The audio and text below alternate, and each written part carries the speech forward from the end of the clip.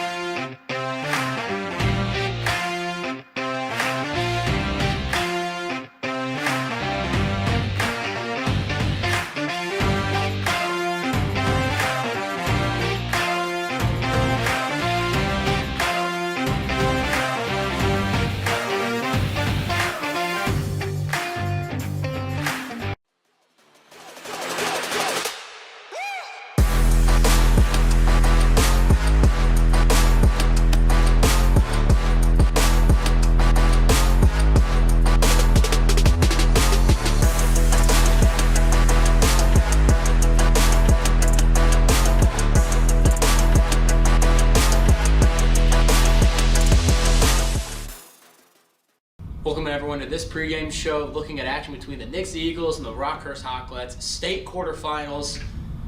And it's been a wild season. I can't believe we're already here. Yeah, 11-0. I don't think anybody really saw this coming, but head coach by John Perry, anything can happen. And yeah, we're in for a good one. I felt like week one was just a couple weeks ago, but man, we're already here, and I'm glad we're here because we're still going on. I feel like yesterday I did my first game with Nate Purrier last year, and now I'm here in the state quarter. This is weird, but let's go ahead and just get right into the action. First, we're going to talk about this Rockhurst team, and this offense is good. Throwing the ball, running the ball, whatever they do, they're good at it. They're led by their quarterback, number 2, Ethan Hansen. And this kid, he a dynamic threat. This Eagles defense is going to have to be ready for him.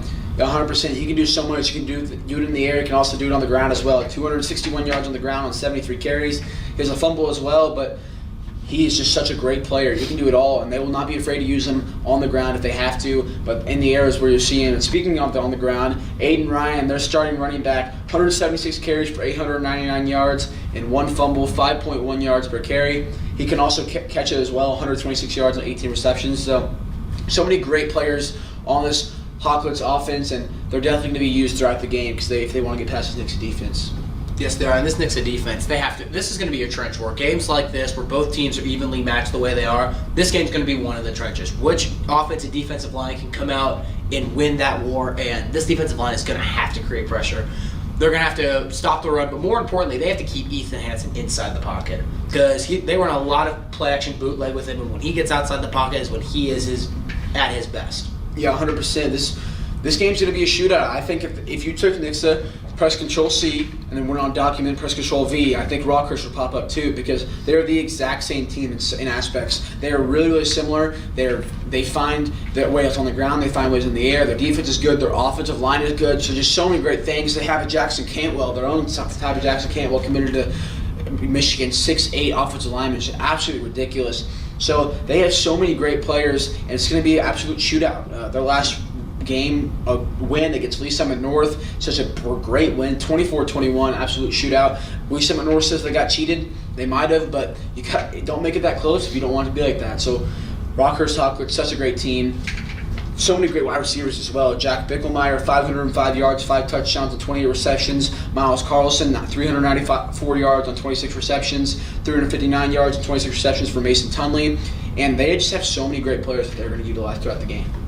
Yes, they do. And one thing I want to point out is that this Rockhurst defensive line only has 4 sacks through the entire year. So this defensive line may not be as strong as other teams, but they're going to have to find a way to create pressure against this Eagles team. Yeah, their defensive line is going to have to get past the offensive line because if the offensive line is working and doing well, that run game's going to open up, which opens up the pass game. But we talked to head coach Kelly Donahoe today on a phone call, and he said that if we want to win against this Nixa line, we have to stay in our gaps. We can't let them push us out. We can't let them beat us in the gaps. We have to stay where our job is and not let anything open up because if we do, bad things are going to happen to our defense. Yes, they will. And speaking of bad things happen for this defense, 2 men, Dylan Rivera, Malachi Ryder. These 2 put on a show every time they're on the field. I'm not expecting anything less from them tonight in this game. Combined for 43 touchdowns between the 2 of them. How do you game plan against that? You can't, because once you game plan against it and find out a way to stop them, that pass game opens up too. So you just have to be ready for every single thing head coach John Perry and the Nixa Eagles are going to throw at you. They're not 11-0 for any reason, like we talked about. He said they're a good team. We might play a more competitive schedule, but they're not 11-0 for any reason. For no reason, because they are such a great team, and John Perry always has a bag of tricks, and he's going to use it as much as he can. Because Riley Michelle, he's in that bag of tricks too. 614 yards and 37 receptions and 4 touchdowns. He's averaging over 16 yards per completion. Wyatt Benson as well, 558 yards and 21 receptions, 7 touchdowns. He's averaging 26 yards per completion. Absolutely ridiculous. And I think that last game against Joplin, we were seeing the chemistry Wyatt Benson and Nate Uber have. Same with Riley Michelle and Nate Uber in that Ozark game. They are starting to feel each other just at the right time of the year. Yes, they are. And one thing I want to point out is a lot of people are asking, well, it's not Nixa. Is there home field advantage for this Rockhurst team? And way back earlier in the year when I talked to John Perry a couple weeks before the Republic game, he told me it doesn't matter. It's not college. It's not like they allow a certain number of fans into the stadium and that's all you get. They can bring their entire student section with them all the way up to Rockhurst. Coach Perry and the Eagles team are not concerned about where they're playing. He says the same game regardless. So I don't think this Eagles team is going to be rattled really at all by being on the road. This team plays good regardless of where they're at. It's going to be a fun one. Yeah, this is Nixa Eagles' first state quarterfinal appearance since 2015. 2018 was the last one for the Rockhurst Hawklets, and they ended up getting second place, but that was not under the supervision of Kelly Donahoe. That was a different head coach. But Donahoe and Perry both have so much great playoff experience. John Perry, a state championship in Mississippi. Donahoe, he's played 7. He's been a part of the coaching staff at 7 state championship games, some of those being in Blue Springs. So he's just two experienced coaches battling it out, and they have so much planned for this game, and I'm ready for it. And as we talked to Kelly Donahoe, he seemed like he had a pretty good idea of what Nixa is going to try to pull off, but never count out John Perry because he always has some tricks up his sleeve. Yes, he does, and I think that's all we have for this segment here. We're going to send it back to inside the film room. It's been a while since we've been there, but we're going to send it to the film room. We'll see y'all in a minute. Hello, everyone, and welcome back inside the film room. It's been a while since we've been here. We're going to break down some plays. I have 3. Ryan has 1. I'll look at my 3 first one. First one we'll look at is their last game, Rockhurst, Lee Summit North, my apologies. A big win for this Rockhurst team on the road. And we're just going to look at how good this defense can be and how it isn't, and how it has its flaws at some point. One thing we're going to look at is we're going to look at their defensive backs, especially their cornerbacks here. So you can see close to you on the screen, number 23. He's going to be connected to that receiver right by him, all right? That's his job right there. I think this now okay, I think it's a zone defense. But anyways, he does not cover zone, which kind of loses him. He's going to have to cover this part right here. Linebackers back here, safety back here, right there. So as we see, ball to snapped, wide receiver, he's going to go, and that cornerback sees that quarterback keeps the ball. So he's going to immediately break down there, which is going to be the problem. He has to stay on his man at this point, because if he doesn't, things like this will happen. He sees it, starts to break down, and this is where the play falls apart. Wide receiver sees that. The play goes just how Lee Summit North wanted it to. He runs right past him, and absolutely nobody there to stop the wide receiver. So they just have to be better about sticking to their man and trusting their other players on defense, because he just went right for the quarterback and left his wide receiver wide open, which ultimately led to this touchdown right here. Not touchdown, it ended up being down at about the 20-yard line, but that just can't happen, because Nixa will take advantage of that. Lee Summit North, I guarantee you, they scored off this, so you have to stay on your man and your job. Next thing we're going to look at is we're going to see Rockhurst on offense. Just a beautiful play call right here. So we're going to look on that receiver right here, close to the offensive line, outside that right tackle. So he's going to come in. Well, first thing we're talking about is Lee Summit North defense. They're running a zone defense here, right here. So this guy's zone's right here. This guy's zone's right here. This guy's zone's right here. And this is exactly what they want to do. They wanted to break down that zone defense. Like I said, this receiver right here. Watch this. He is connected to him. Fake the pitch. In his route, he's going to touch that right shoulder, pretty much that right shoulder, that right tackle, and he's going to cut out. And that wide receiver all the way on the wide out right there, his job is just to block all the way downfield, which works out perfectly. He touches the right tackle, comes back for the open route, and that guy's job is he's going to block as well. But just look at this. Look at the space on the field right there, because those two people got mixed up right there. He was supposed to stay. He went. They both went and just left that wide open. So that means that guy is going to block. That guy is also going to block that guy, which gave for a big gain. So Rockhurst offense, so much potential to be so much potential to be good, but there's also some flaws there as well. And also same with Rockhurst defense, so good but so not perfect. That's the thing. They have to fix it. They have to fix some things. All right, next play we're going to look at here is Nixa versus Joplin last week. A big win for them, but they have to figure out how to stop the screen pass, because it absolutely killed them all game. It's the only thing that Joplin can get going against Nixa defense, and Rockhurst loves to run the screen pass as well. So they have to figure out how to stop it. So first thing we're going to look at is we're going to look at Randy Flint, that cornerback closest to you, number 2, at the bottom left of your screen. He's going to be on that wide receiver right there. That wide receiver is going to go in motion, but he's in a fake motion. Randy Flint got absolutely lost right there, because he just immediately guessed the motion he was going to send him right down there. But that's not how the motion went. He thought they were going to send him right down there to the line and send him over there, but it's not what happened. So that's what happens when you just start guessing. You have to pay attention. Look at this. Send in motion. Randy Flint goes with them, but look at Randy Flint. He starts to run that way, thinking that he's going to send in motion all the way down the line. But it worked perfectly, because that guy right there, that slot receiver, he's going to come out and block Randy. They're going to throw a screen pass, and this is where McCoy Sullivan has to step up. He sees that Randy Flint's being blocked right there, so he has to cut down to the ball. If he doesn't cut down to the ball, this is what's going to happen. McCoy gets double blocked, and then once he realized what was happening, too much open room, and skip past that Nixa defense. Luckily, they got him out of bounds, but you cannot be making those mistakes because Nixa has to make stops anywhere they can. McCoy Sullivan has to make sure that he's paying attention to the play, and Randy Flint has to make sure that he's paying attention to the player that he's guarding, because when both those things don't happen, big games like this happen, and Rockhurst will definitely take advantage of those. Pass it to Ryan for his next play. All right, I'm going to take a look at one last play here. This was the Rockhurst Lee Summit West District semifinal for this team. And what I just want to show off here is just the arm strength that Ethan Hansen, this Rockhurst quarterback, has. So we're going to look at the play here. All right, off the snap. First play action boot. They run the slot. Look at the protection. No one. They sent 5 guys into the box. Nothing. Absolutely nothing. And then you're going to see it here. Lofts it out in stride. That's bad coverage, but that's also a great ball thrown downfield. Great catch. This Nixa Eagles secondary is going to have to be ready for Ethan Hansen in this offense because they have an air raid type style of throwing the ball. If they throw it downfield and you give them any type of space, it's going to be complete and it's going to hurt you in the long run. That's going to do it for this section of Inside the Film Room. We'll send it back to the desk. Welcome back from Inside the Film Room. We're going to take a moment and show you guys a series of bloopers that we've got from over the year, from the season. It's the first year me or Aiden has done this at a desk inside a classroom, so definitely had a little bit of a funny moments in there. I mean, they've already saw their bloopers. If you guys watched the Republic game, that pregame show, that's a blooper on itself. Probably going to put it in the montage just for fun, just in case you guys missed it. One of the funniest things that ever happened. But the funny thing is, if you guys were wondering what we were laughing at, it was nothing. Nothing was funny. It was literally the cameraman behind us, Connor Newth.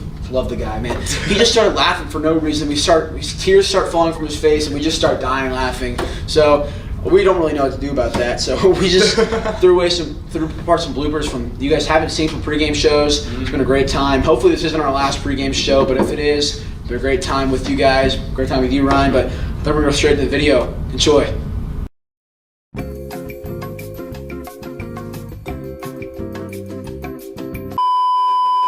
Four, 3, 2, 1. Welcome in, everyone, to the Nixa. So, what other players do you think have a good chance of making a line for William? You good? Oh, you broke the table. Did I? Yes, you did. Restarting. That's you. At least this way it looks genuine. We're not just staring at a random screen behind the camera reading. All right, here we go. Dalton, you gonna do your job?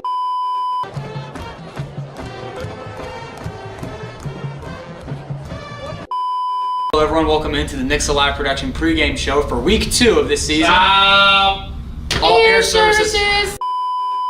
Both running backs combined for 1,500 yards this season. Some new guys coming into the. Word stopped. Okay. Dear, good. So, good thing we didn't want to do this. Good thing we didn't want to do this live. Swanson, my broadcast partner Aiden Hopkins, and coming up is the first game of a 2-week road trip. I messed it up.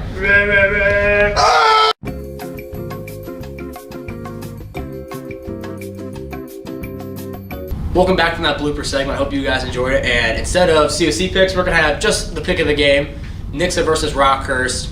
I personally think that on the road, Nixa's going to go in. I think they're going to get it done. 35-28 is my score. And I think it's going to be a similar game to what we saw from the first Joplin game, a close scoring one, or that Webb City one as well, where it just was 14-7, just a stalemate the whole time. I think it's going to be a little more scoring than that. I have Nixa knocking off the Rockhurst Hawklets to advance to the Final Four of Class 6 football, 28-24. All right, that's all we got. We're going to send it to the booth out in Rockhurst. We'll see y'all in a little bit.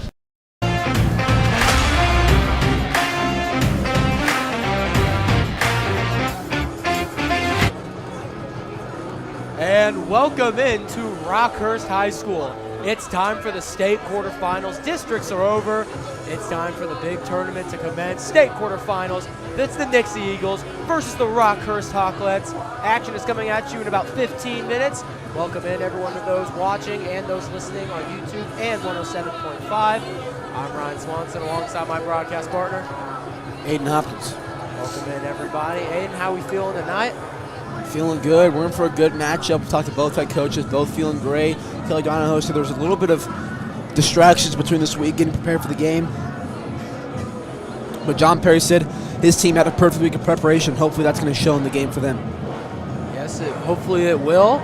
And coming into this game, we talked about it a little bit during the pregame show, but these are two very, very good teams going head-to-head with very good offenses and good defenses. I mean, this game could either be a shootout all across the board, or it could end like the Webb City game this year, 7-14.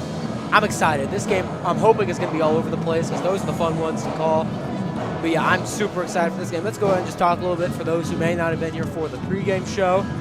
Talk about first for the Nixa Eagles coming in, 11-0. Every team that played for the Nixa Eagles, varsity, JV, and freshmen, all did not lose. Nick's hoping to keep that trend going as they get into state quarterfinals. They're led in by quarterback Nate Huber and star running backs Dylan Rivera and Malachi Ryder. And I got a little confused because the student section for the Rockhurst Hawkins just ran out from under the stands. I was like, I heard they had a big student section. I didn't see much of them. And then here they all come piling out from under the stadium. That's actually really cool. It's ridiculous. There's so many of them. There is a ton of them, but nonetheless, here we are in Rockhurst, Missouri. Back to the talking about these two teams. Rockhurst is going to have to find a way to defend this run game. Nixa has been a run-heavy team all year, and it's not just because of one guy. We have two star running backs, Dylan Rivera and Malachi Ryder. And we've said all year when one's not on, the other one can be on the whole way. And when both of them are on, you better look out, because there's going to be points all over the board. 43 touchdowns between the two of them. What do you got to say about them? They are absolutely ridiculous on the field, and if Rockhurst wants to win this game, they have to stop them. And that's been everyone's defensive game plan going into the game when they play Nixa, but no one's been able to execute it. So hopefully Rockhurst can find a way to do it, especially Nixa finding their biggest hostile environment as I watch the student section flood in. They just keep on coming. It's ridiculous. So many of them coming into the stands right now, and Nixa's going to have to get past that if they want to win this game, because they cannot get distracted in this close game, because if you get distracted, bad things can happen. Well, Coach Perry said himself that this Nixa team, he knows how good they are under pressure, but also at the same time, he said that he does not really care about home field advantage whatsoever. When I was talking to him throughout the weeks leading up to multiple games, including the Republic game, which was arguably the biggest game for regular season play, Coach Perry said that this isn't college. They don't allow only like 1,000 people for your team in the stadium. You can bring as many people as you want. And so he is not worried about where they play. It is the same game regardless of where they go to, whether if it's in Southwest Missouri or right here in Kansas City. Yeah, 100%. Coach Perry always has the mindset that his team has what it had. Well, I can't get into words. Has what it has to take. It's there you ridiculous. go. I could lots of things going on right now, but his team has what it has to take to win this game, and they're going to take down these Rockhurst Chocolates. That's what he believed since Monday, and we're in for a good matchup. Yes, we are. I don't know if we're going to stop for the national anthem, but I guess we are not. So continue on this game over at the Rockhurst side of the offense. They're led out by number 2, Ethan Hansen, 6'1", 175 senior quarterback. And this guy is the real deal. He looked awesome when me and you were watching him pregame. He looked great through walkthroughs. He has looked good the entire time we've been here, and I'm excited to see him play. Yeah, 100%. He's absolutely ridiculous on the field. Like you talked about, we went on the field pregame and just off-balance spiral throws, 30 yards, toe taps to his wide receivers. They are in good hands with him behind center. But another thing is that they have to find a way to let their wide receivers get open, because this Nixa secondary can lock down their wide receivers, but they also have their absolute ridiculous wide receiver number 5, Jack Bickelmeyer, 505 yards, 5 touchdowns on 28 receptions, and a fumble in the year. He's absolutely ridiculous, can do great things. They also have Miles Carson, 394 yards. Mason Tunley, 359 yards. Absolutely ridiculous. And they have so many great wide receivers, and this next secondary is definitely going to have a challenge on their hands. Yes, they will. The biggest thing about guarding Jack Beichelmeyer standing in at 6'5". So the fact he's 6'5", there's not a lot of, other than, well, Jackson Cantwell because he's 6'9", not a lot of height on this Nixa Eagles team in the secondary. So they're going to have a tough day at the office guarding Jack Beichelmeyer. They're going to have to find a way to knock the ball out of his hands. The best way to do that, when he's coming down with it, you got to find a way to punch out of his hands, because if they throw a jump ball, odds are, unless you hit him as he's catching it or able to punch it out of his hands, you're not going to be able to swat it. You got to find a way to get it out as he's coming down. Because if he goes up above his head, you're not going to be able to guard that. I think we're going to send it down here to the PA announcer for starters. We'll be right back after starters. As host of this game, let's welcome our guests this evening from Nixa. Let's wish students from both schools good luck, and we encourage all spectators at tonight's game to keep in mind that good sportsmanship is expected at Severino Field and Daston Memorial Stadium. Let's set good examples for our students, players, and youngsters in attendance. There are restrooms for the visitors located on the south side of the Hawkwood Center, which is the building to the west of the track and under the home concourse for our Hawkwood fans. We're glad you came to Rockhurst to support your team in as safe a way as possible. And we thank our Kansas City police officers, game workers, and both schools' administrations for their help in making sure everyone can stay safe. Rockhurst High School reminds all fans that we all play a role in the education of our students. Parents, fans, and people in the community all set an example for students, whether they're aware of it or not. Help rekindle the spirit of citizenship and set a positive example in everything you do, both here at the game and in the community. Good sportsmanship is what sets our school apart. Please be advised that anyone parking in the business parking lots north of the stadium are parking in a private property lot and could risk having your car towed. This is not an approved parking area for our fans. We also remind our fans and everyone here to demonstrate good sportsmanship. In light of all that is going on in our world today, let's appreciate the value of competitive high school sports and set good examples and avoid negative comments or cheers. Thank you. And now let's meet tonight's starting lineups. First for the Nixa Eagles. At left tackle on offense, number 79, Jackson Cantwell. At left guard, number 55, Ethan Cho. At center, number 65, Oakley White. The right guard is number 59, Jacob Lyle. Right tackle is number 73, T.J. Eckert. Tight ends, number 11, Clayton Pruitt. And number 87, Lane Miltebarger. Running backs, number 23, Malachi Ryder. And number 5, Dylan Ribera.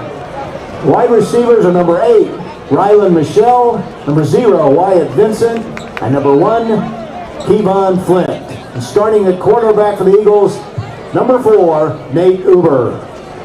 On defense for Nixa, defensive lineman, number 6, Jaden Antonelli, number 50, Michael Henniger, number 92, Peyton Koval, number 76, Jamie Trissler, and number 99, Aiden Sigmund.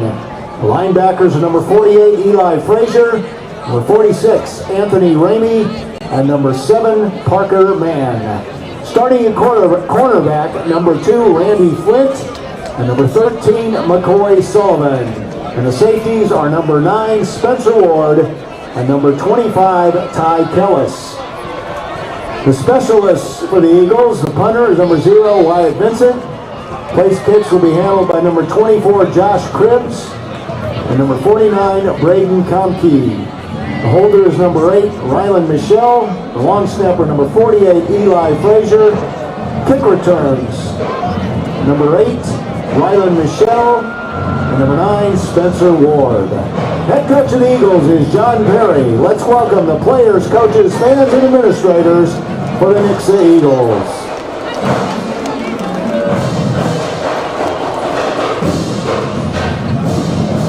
Here are the starters for the Rockhurst Hawklets.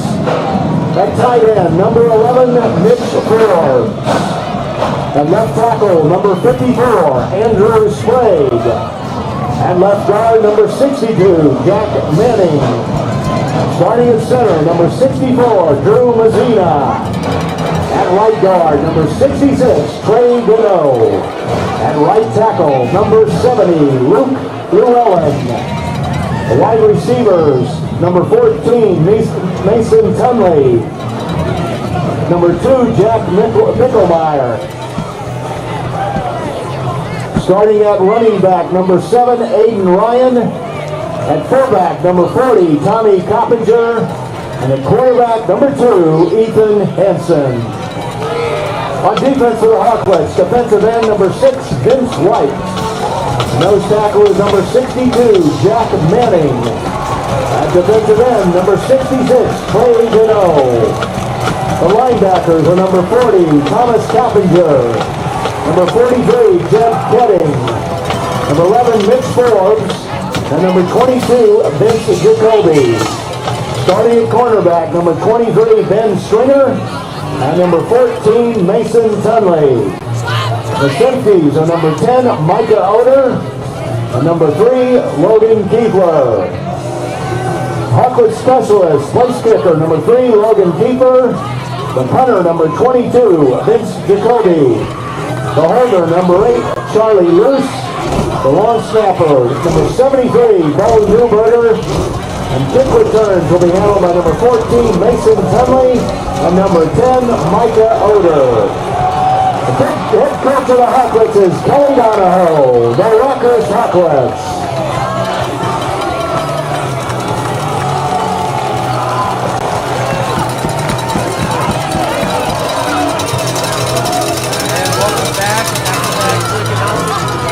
We're going over the starting lineups. Welcome back, everyone, to Rockhurst High School. It's the Nixa Eagles and the Rockhurst Hawklets. Action coming at you in less than 4 minutes as captains get ready to go out for the coin toss. Ladies and gentlemen, it's playoff football. Yeah, and I can't hear you, Ryan. I cannot hear you. It is so loud in here. It's probably one of the best environments I've seen at a high school football game. Nixa's showing out pretty well. Rockhurst showed out really well, as we knew they would. And we're in for a great matchup. And we're right next to the PA speakers, so everything that they say and music that plays goes right into our ears. So it's going to be hard for us to hear each other all night, but I don't really care because it's going to be a great game. Looking forward to it. Lots of things built up to it. One of the coolest things I've ever seen, Rockhurst student section was right next to Nixa before they ran out, booing them, giving them fingers that they shouldn't be giving them at a Christian school, and Nixa just kind of nodded their heads, kind of just looked at them and said, all right, we'll let the game do the talking, but Christian school, I don't know if you should be using those fingers to other teams, but you know, we're in for a good matchup. High school football is unmatched, and we're in for a great game. Yes, we are. Looking at the captains for your Eagles, number 4 quarterback senior Nate Huber, number 9 senior defensive back Spencer Ward, number 48 linebacker and long snapper senior Elijah Frazier, and number 55 senior offensive lineman playing at the left guard spot, Ethan Cho. Next we're going to have the Rockhurst captains. We have number 1 Robert Purcell, senior running back and defensive back, Logan Kiefler, senior defensive back and kicker, senior wide receiver and defensive back at 6'3", number 13, Miles Carson, and number 22, senior wide receiver and defensive back, Vince Jacoby. So those are your captains for this game as we are awaiting the coin toss. And like you said, it is playoff football. It's win or go home. This is what you live to play for. This is what you did all those hours of practice for. All that time was for these types of moments. 100%. We're in for a good one here. So this is the coin toss. They've deferred. They have deferred their choice to the second half. One thing I noticed that both schools with the Eagle or Hawklet stickers on their helmets, both coaches for each team, those represent wins and accomplishments throughout their high school career. I absolutely love it when teams do stuff like this. Yeah, it gives you something else to work for in the week. It's other than a win. You get to work something personal for you. Shows how hard you work, and everyone wants to work hard to show how hard of a worker they are. Also shows the guys who you're playing against the things you've done. They gave Nixa the ball first, which might be something they regret, as Nixa has gotten the board first every single game they've played. They haven't trailed for more than 18 minutes and 34 seconds this season, and if Nixa can get on the board first, it's really hard to get 2 scores in a row on them. So if Nixa gets on the board first, they're in a pretty comfortable position they've been in all year. All right. We are under a minute left to go here in pregame festivities as teams line out. Special teams unit goes out. Kicking off for Rockhurst. Kicking back deep for Rockhurst. Can't see his number. We're going to move. Kevon Lewis is now taking kicks for the Eagles as he's back there with Rylan Michelle. A little interesting move. We'll say Kevon's not a guy you want to tackle, and the guy who will be sending it away for the Hawklets is number 3, Rogan Kiefler. Senior defensive back and kicker, 6'2", 175. Ladies and gentlemen, it's playoff football. It's state quarterfinals. It's Nixa versus Rockhurst. We're live here in Kansas City. And ladies and gentlemen, there's only one thing left to do, and that's to get this game underway. The kick is off, and it's a little pooch kick up in the air. Fair catch called for, and almost muffed by Brady Retone. But he's able to hold on to it, and out comes Nate Huber and the Nixa Eagles offense. As you said earlier, this team has yet to not score on their first drive of the game. Hoping to continue that trend. They've not scored. They've scored first every game, but they have not scored on the first drive 3 times. But they've always found a way to get on the board first, and hopefully do that this game as well. Huber comes out. He's thrown for 1,291 yards, 13 touchdowns, and only 1 pick. A QBR of 146.1. That, my friend, is impressive. Handoff, Ryder, he starts this drive. Has a hole up the left side, still on his feet after getting past 2 guys. And he's going to get all the way up to the 45 and a quick first down for the Eagles. If you want to win this game, you have to stop that from happening. Beautiful job there, Malachi Ryder, and that first play sets the tone a lot for this game. It shows the Rockhurst defense that you're not going to take him down easily, and if you want to take him down, you're going to have to fight for it. I like this play. Normally we start with Ryder on the start of the game. I like him now with Ryder. 4 on the line. They scoot a couple guys up. Guy on the outside. Ryder has a hole up the middle. Has some space. Past midfield. Still on his feet. And gets all the way up to the 34. And Nixa trying to send a message early. They are not going to stop him if they're going to let them make that big of holes in the offensive line. And the Nixa student section, actually the whole Nixa stands, is going crazy right now because they know how this plays out every single time the offensive line makes those bigger holes. Flint and Michelle out on the left side. Vincent the lone man out right. Handoff Ryder once again. A blitzer coming off the left side of the line, or right side of the line, is able to get him. Number 43 was the guy who made the play. Jeb Ketting. The Ketting brothers, there's 3 of them who play on this team, and that's one of them making the big play on first down. Still got 1 yard though, but that's what they want. That's what they're gonna have to do if they want to stop Malachi Ryder this drive. Now we're gonna go trips right, and Lane Meltebarger, the tight end, is gonna be out left. Trips right, Vincent, Flint, and Michelle. Ryder in the backfield, on the left hash from the 34. Handoff, left side, Ryder. Goes nowhere again, maybe gets a yard. It's gonna set up 3rd and long for this Eagles team. We're gonna have to see Nate Huber's arm here probably, that's what my guess. And I don't know if Jordan Cribbs has the leg to kick this, so if they do not get it, interesting to see what they do with it, depends on how far they get. Little to no wind also, so not helping him in his favor either. 3rd and 8. Scooting some up. 4 on the line. Might send more. They're only going to go with a 4-man rush. Huber, pass over the middle. It's complete. A missed tackle to the end zone. Touchdown, Eagles.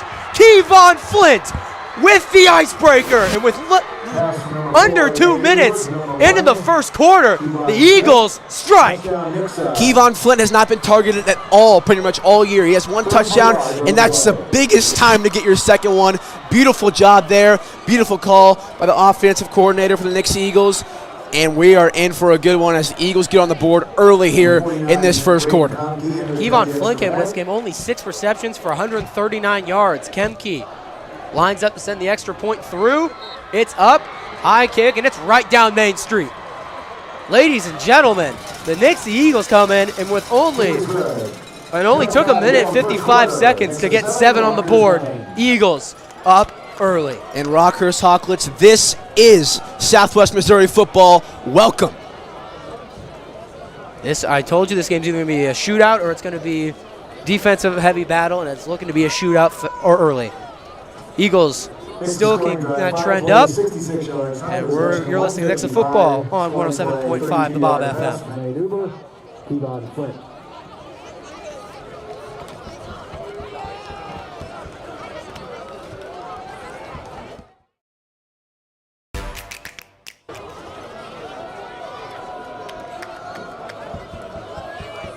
Taking on number 49, Braden Compke.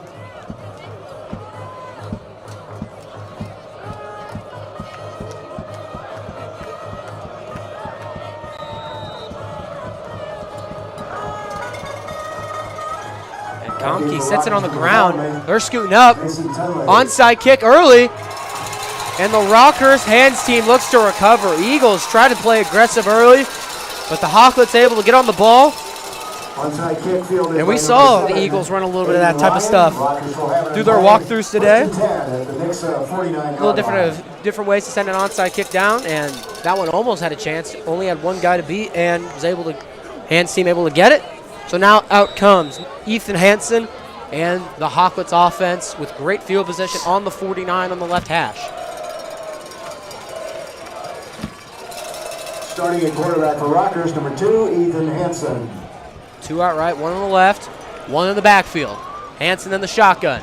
Play action, roll out right. They run this a lot. Just a check down over to the right side, but a lot of space up the right side of the field. Miles Carson, the captain, getting the first reception of the game. And a first down for Rockhurst. That's the first time I've ever seen our D-line get pancaked like that. Absolutely ridiculous. Great job there from that Rockhurst O-line, and a quick first down for them. Gets them a little bit more momentum going on their side. Both of these teams have great offensive and defensive lines. It's going to be a trench war tonight. 6 on the line right now. Under center, quick pitch out left. Has a hole. Tackle about 4 yards off the line. Spins, but only gets about 5 or 6 on that run right there. That one was number 7, Aiden Ryan, on the carry. It's going to be 2nd and 6 from the 33 for Rockhurst. Aiden Ryan, their star running back. He came into this game with 176 carries for 899 yards, so he just broke his 900 mark. He only has 1 fumble, and the ball security has been pretty good for this Rockhurst team throughout the season. They only have 7 turnovers, but 6 of those being interceptions from their quarterback, Ethan Hansen. Hand off to the fullback up the middle. This one able to get 2 or 3 on the play.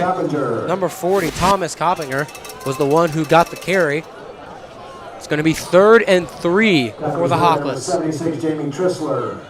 3rd and short. They're going to have to win this battle throughout the whole game, because if they don't, and Nixa gets a stop, but if Nixa does get a stop, if they let them get 3rd and short the whole dang game, it's going to be a tough game, because you cannot let them get every 3rd and short that passes them. 3rd and 3, under center. Pitch, right side. Has the first, and about a yard past that. Pitch number 7, Aiden Ryan with the carry. And he gets a Rockhurst first down. I think when we look at it, I think they're in field goal range, because as we saw their kicker taking warm-ups, he can drill it from pretty far out, so they're pretty comfortable using him if they have to. Yes, they are. Me and you were very shocked when we saw him taking kicks from around the 30-yard line. Definitely you has don't a leg see on that him. in high school. Yeah. 1st and 10 from the 26. Trips out left. Only 2 corners on the left side. Drop back. Hansen rolls out right. And that one was a quick pass over and dropped. Miles Carson bounced off his hands. Had a pass in that area on the first play of the game. Wasn't able to haul that one in. 2nd and 10. You got to catch those balls right there. You cannot let those plays pass up, because if you do, Nixa defense will take advantage of it. And you just gave them a free play out of that one, and now it's 2nd and long here. 7:38 left to go in the quarter. Eagles lead 7-0. Rockhurst moving down the field outside the red zone on the 26. Rockhurst bunched up on the line, but still 3 on the left side. Screen pass, RPO style. Pitch right side to Ryan, and Ryan gets picked up and thrown to the ground. Spencer Ward throws him down, but still a great gain for this Rockhurst team. It's going to be 3rd and 2 from the 18. They love that play so much. They're going to utilize that as much as they can, because if they get 8 yards every time they run that, it's going to be a pretty useful play throughout the game. So I feel like Nixa knew what the play was. They broke down on it, just couldn't get those tackles, because he got past 2 defenders before finally getting taken down by Spencer Ward. But they have to figure out how to wrap up and get tackles, because they cannot let them gain 8 yards when they do that play. Hansen back under center, 2 out left. Ryan in the backfield. They're going to hand it to him up the middle. and he maybe gets a yard. Big 3rd and 2 play. Looks like a generous spot, but our angle's not close as good as an angle from the line. And it's going to be 4th and 1. And yeah, not even a notion to bring your kicker on the field. Coach Donahoe is going to go for it. He keeps his offense on the field. Big play for this Eagles defense. Can they get a 4th down stop early in the first? 6:29 left to go. This would be a huge stop for this Nixa defense. Watch for number 5 on the left side of your screen. Watch for a fade route. Pitch to the left side, or right side, excuse me. Gets the first, but flag on the play thrown from the line judge on the right side. This could be holding or a false start. False start called on Rockhurst. Pushes them back 5. 4th and 1 turns to 4th and 6. And you keep your offense on the field. You can't do that. Chance rain from the Nixa student section across the field from us. I like we can actually hear their chants because we can't usually hear it at home games, but now we can actually hear what they're doing. Glad. We're normally way higher up in Nixa. 4th and 6 at the 21.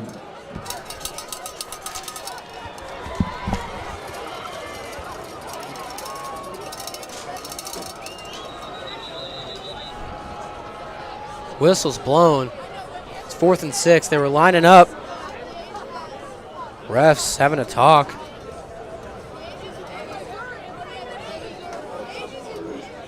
Gonna respot the ball. 22, 4th and 6. So they mark it back a yard from the 21 to the 22. I guess the marking was off from the penalty.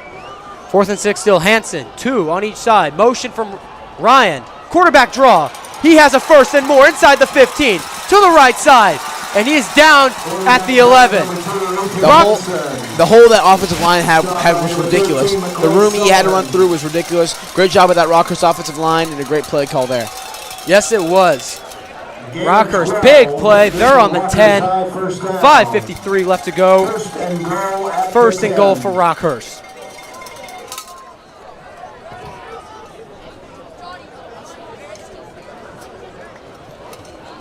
And Ethan Hansen's showing off some of his speed. We talked with Coach Donahoe earlier. Ethan Hansen, a 4.5 40-yard dash athlete.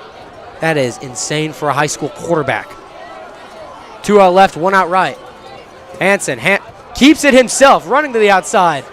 And he is tackled right at the 10. They're going to spot him at the 9. He fell forward for progress, and Parker, man, was the one who made the tackle.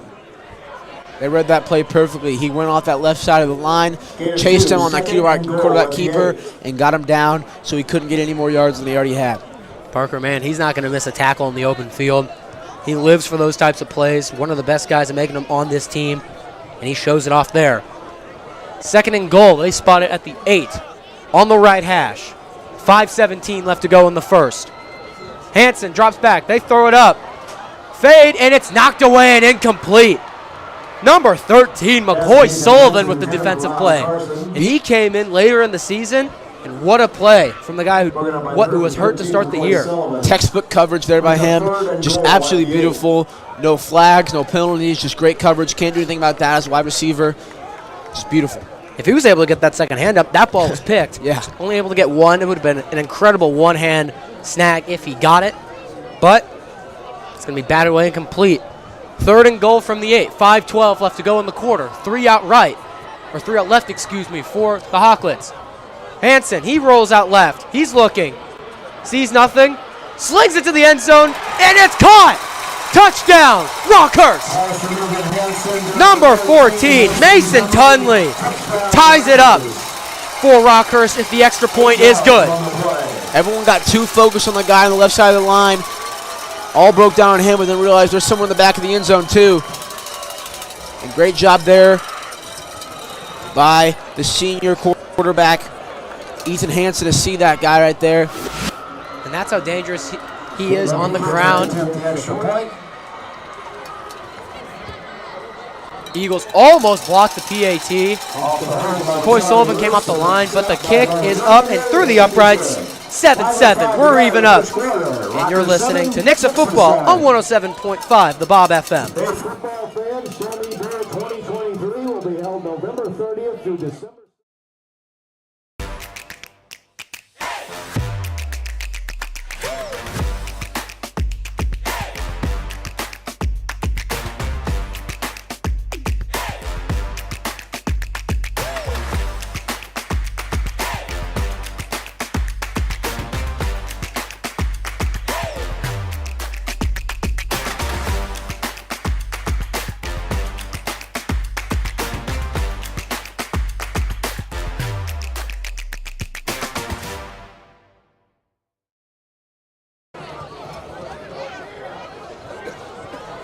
And welcome back to Rockhurst High School in Kansas City, Missouri. 5:05 left to go. Rockhurst Hawklets tied it up on a pass from Ethan Hansen to Mason Tunley.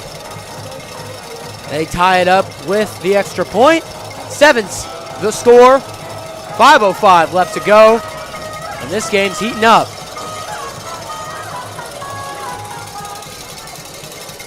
Kick is sent away. Caught by Kevon Lewis. First time doing kick returns. Makes a man miss.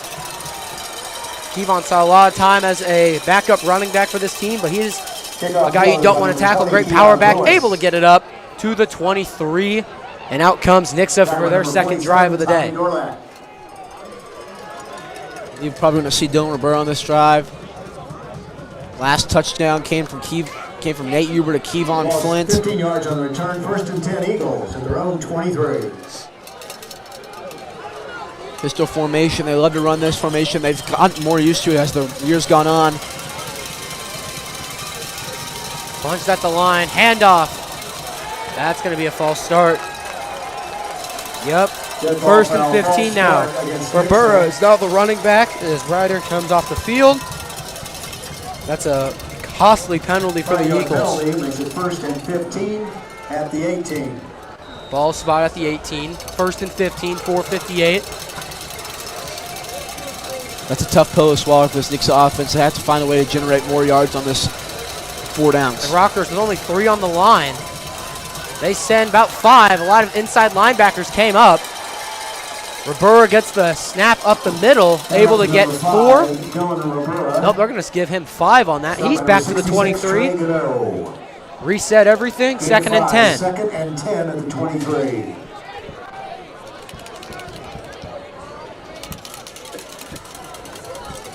Two out left.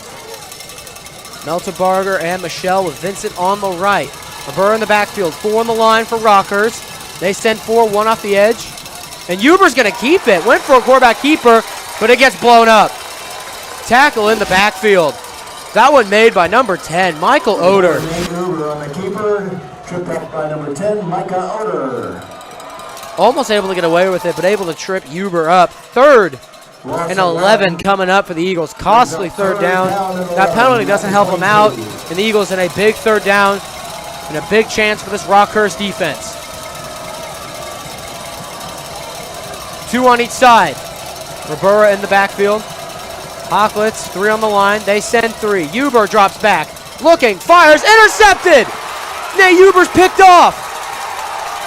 Number 22, the captain, Vince Jacoby. A big play for Rockhurst. Vince Jacoby, his 2nd on the year. And Rockhurst takes over inside the red zone. He knew that play from the start. He saw it coming. Beautiful job there. And I believe it may have been tipped at the line. Went right to him. Intended for Wyatt Vincent.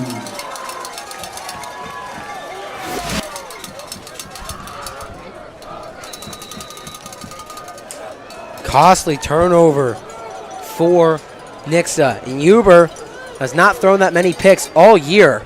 Only his 2nd. Big play. This Rockhurst team wasn't one to generate fumbles or sacks, but they generated picks. Had 14 on the year coming into this game, and they generate their 15th, and it's a big one. Roll out right. Hansen has to get rid of it, but he's able to complete it to a receiver. Ball's out. Able to recover it. Dom Yarbrough was the one who got, excuse me, not 15, number 35, Liam Dowley, who is actually a linebacker on their roster. A 6'1 junior making a big play. Hansen to get rid of that quick because Jay Antonelli was right there in his face. 3-11 on the right hash. 3 out right, 1 out left. Hansen empty in the backfield and shotgun. There's 4 out. 4 out right now. Drop back. They're throwing it left up to their 6'5 receiver. And they're going to call PI on that. Number 2, Randy Flint, was in coverage. Trying to lob it up to their 6'5 senior receiver. It was Jack Bicklemeyer, and you're going to see it. Rolls out right. Let's see. Yep. Pull out his arm a little bit. Mickelmeyer also sold that a little bit well as well, but That ball was not catchable, so Randy Flint just shouldn't have done that. That's a bad play right there, and that just cost you guys a first down. well, now it's 2nd and 3. Nope, now they're going to, I thought they already spotted it. Pass interference against Nixa. So automatic first, and now they're inside the 10. Goal. 1st and goal at the 5. At the 5.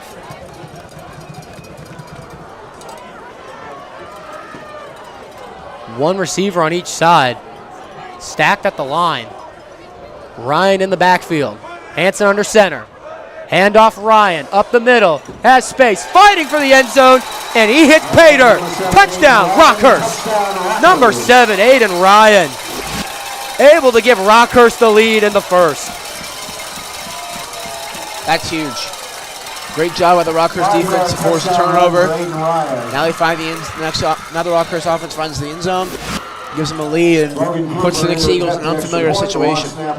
And Nixa, a team, has not been a team known for how many turnovers they give up.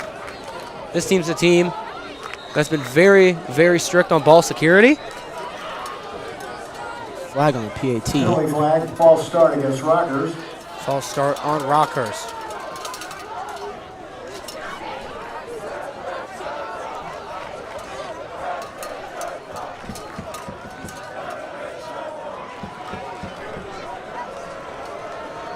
That moves him back. Number 12, Charlie Luce,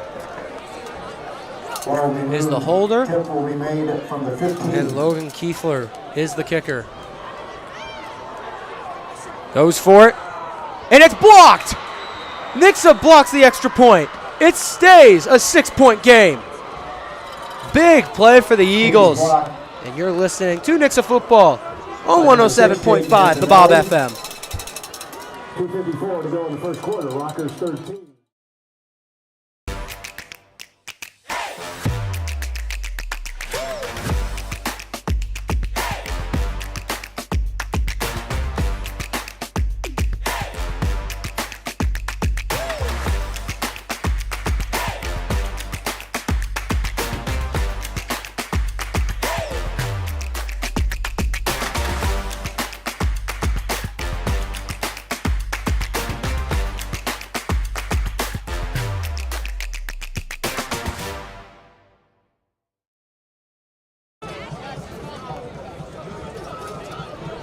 And welcome back to Rockhurst High School. Rockhurst takes the lead on a run to number 7, Aiden Ryan, with 10:06 into the first. Excuse me, 9:06 into the first quarter. But the Eagles able to block the extra point. So it stays a 6-score game, and Eagles with a touchdown tie it. And if they get an extra point, will take the lead on this drive. Rockhurst changing up some guys at the line. Maybe a chance of a pooch kick or an onside kick. Kiefler sends it away. Ward takes it at the 28. Not that long of a run. He's going to get up to the 31-yard line, maybe the 32. And out comes this offense. Nate Huber, after throwing a second INT, they need to fix things up with the passing game. Yeah, he's definitely not feeling the most confident he's felt all season. I feel like it's going to show a lot about his character. He's going to have to battle through this, find a way to beat adversity, and get Nixa Eagles on the board here, and hopefully give him a lead if they can get that extra point through the uprights if they score a touchdown. And you got to get him back and his confidence back, because that definitely rattles you up, especially in this point of a game. I say you need to run a quick RPO. That's something easy to complete that can still get a bunch of yards to get this guy's confidence back. And feeling comfortable again. Trips out right. Ryder in the backfield this time. They're going to hand it off to him. Up the middle. Able to fight his way for 2 yards. 23. Excuse me. They're going to spot 35-yard line is where they're spotting. 3 yards in the play. 2nd and 7 coming up. Malachi Ryder definitely been more dominant on the ground than Dylan Roberto has been so far, but Dylan Roberto kind of got his first drive stolen away. But looking to see what Malachi Ryder here can do here. So on each side, 3 on the line. Rockhurst runs a 3-4 defense. Handoff up the middle. Ryder got hit hard, but still on his feet. Forward progress is going to stop the ball. They're going to get another 2 yards on this play up to the 37-yard line. Number 66, Trey Gano. But a Nixa team that is very run-heavy right now. The run game is not going anywhere. Down in 5 at the 37. 3rd and 5. 37. Yard line is where the ball is. 1:53 left to go in the first on the left hash. Nixa talking it over. One on the left, that's Michelle. Or excuse me, that's Vincent. Michelle and Flint are out on the right. 4 on the line. They send 4. Huber drops back. Fires over the middle. Incomplete. Looking for Kevon Flint, but wasn't able to get to him. Nate Huber's pass intended for number 1. Kevon Flint. And out comes the punt team, and what are the odds? Perry risks it with a fake punt. Incomplete. Fake punt, whatever you want to call it. 5 at the 37. I don't know.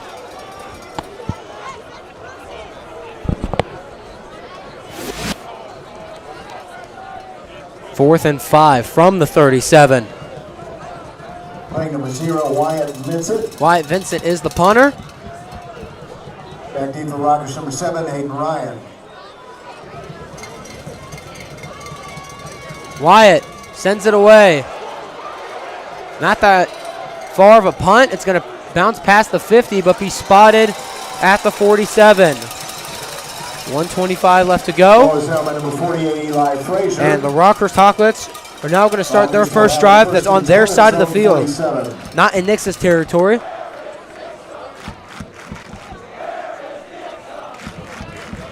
First and 10 from the 47. Nixa defense, they need to get a stop. Semifinals in soccer. First And half, badly. Rockhurst 1, John Burroughs nothing. Out comes Hansen. One receiver on each side.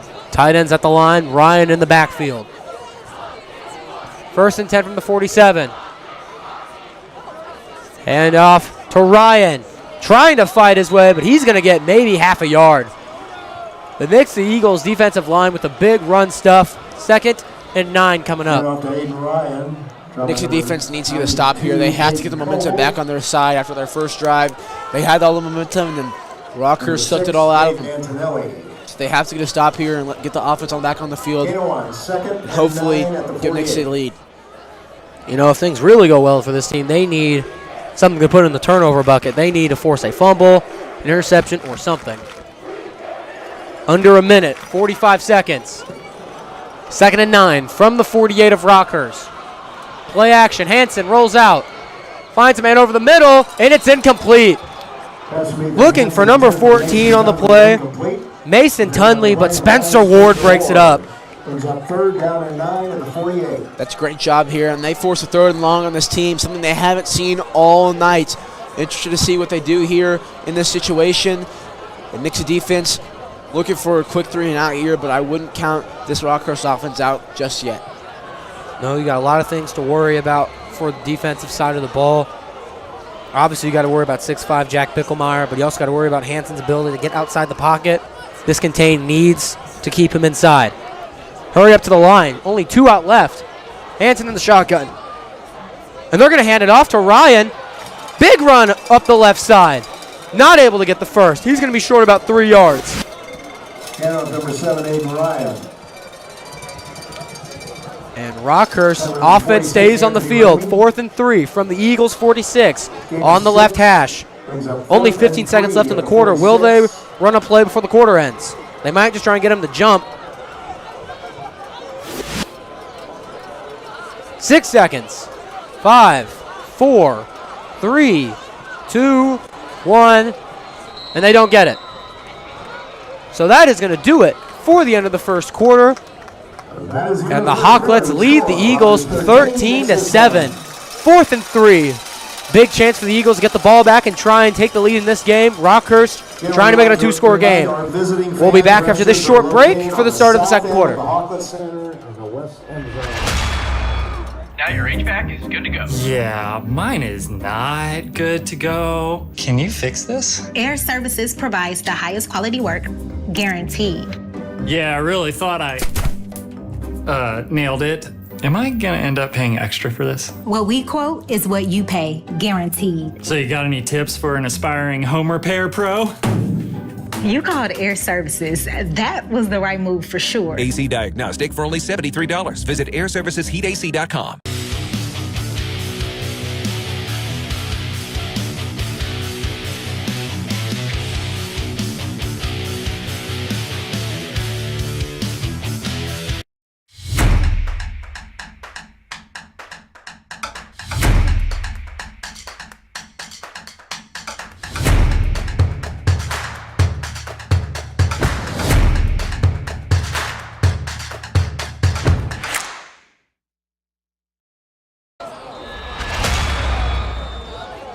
4th and 3. Hawkins tried to get the Eagles to jump, but nothing budged.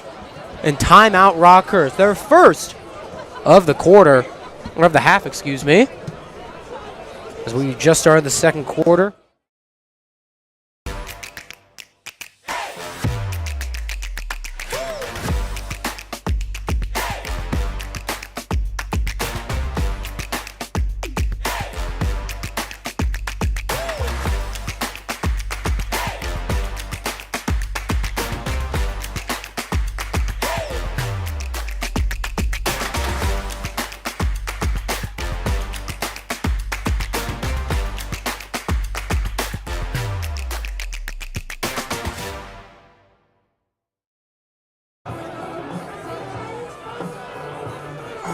Welcome back to Rockhurst High School. 13-7 the score.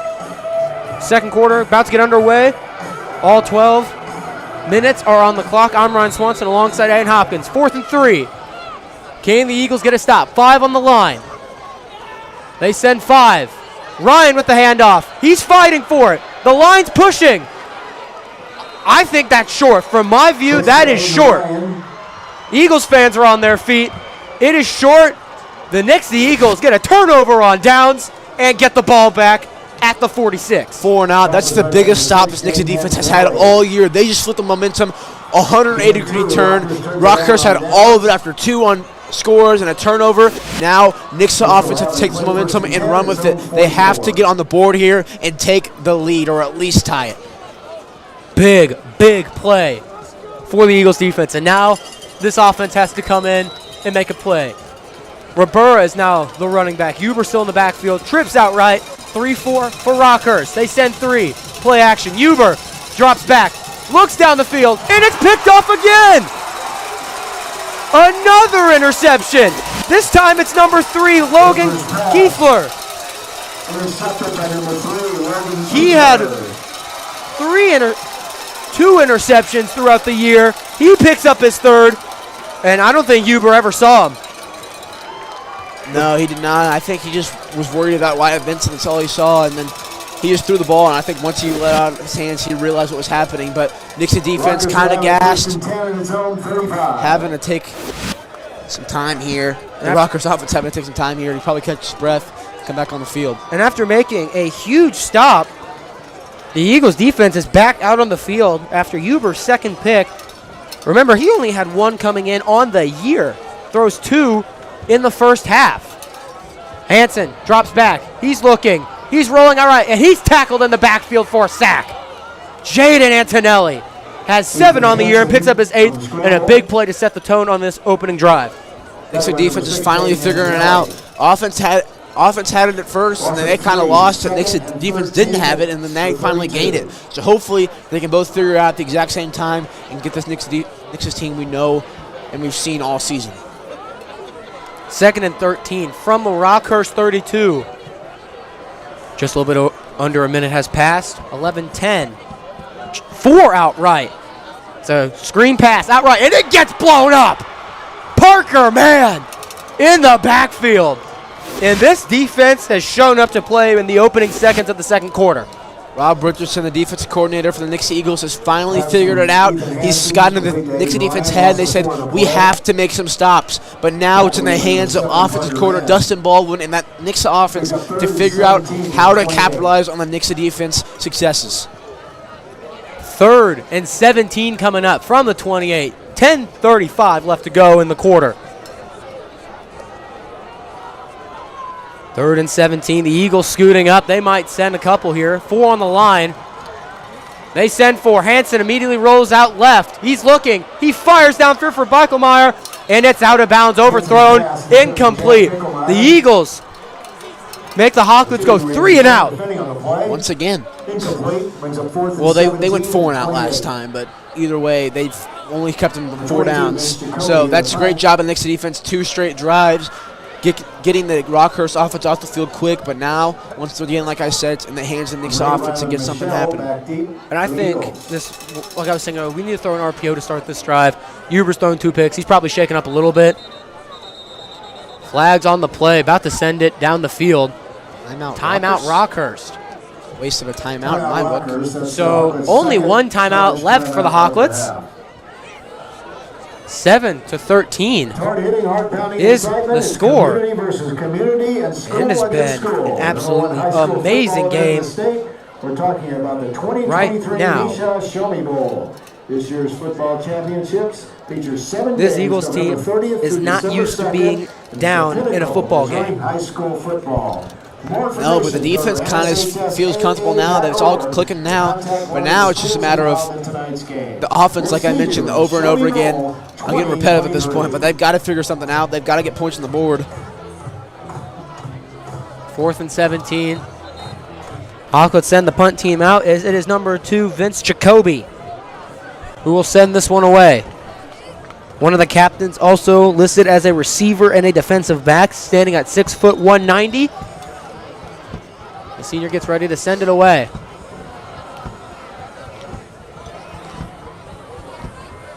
Parker Mann almost got back there and blocked it. Has had a couple on the year. Good punt. Takes a Rockhurst bounce. Almost inside the 20, but it'll be down at the 22. Beautiful punt there. Couldn't ask for anything better from their punter. And wow, Nixa offense has it out for them. 10:09 left to go in the half, and out comes the Nixa Eagles. Had a great drive to open the game. Huber looked good. The run game was good. And then 2 picks on their next 2 drives, but the defense has kept them in it. 13-7, a touchdown ties it. And with the extra point, they take the lead. Bunched up on the line. We got 8 on the line. Wow. Michelle, the one receiver on the right side. Handoff, Rabura. Tried to find hole up the middle, but able to fall forward for a good gain of 5. Rockhurst sent about 6 guys up the middle trying to plug holes. That's one thing that Coach Donahoe was talking to us about for this run game. Everyone's got to get in their gap. They cannot get punched out of their gap. They have to stay in their assignment. 100%. And they've done a pretty good job about that. First drive, there was a little bit of confusion, but they've all kind of figured it out at this point. 2nd and 5, 9:38. One receiver on each side. Pruitt motions behind the line. He's behind Cantwell. Handoff Rabura, left side.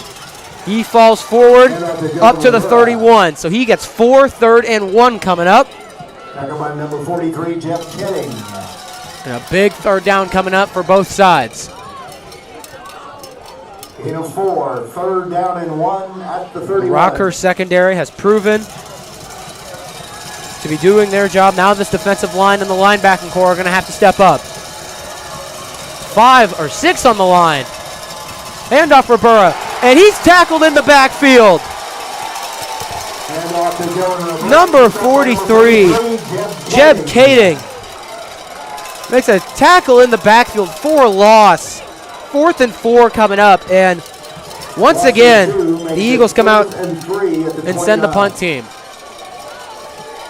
And after the defense gets back-to-back stops, a pick and then a 3 and out is not what John Perry had in mind. Wyatt Vincent in the punt. Aiden Ryan back deep for Rockhurst.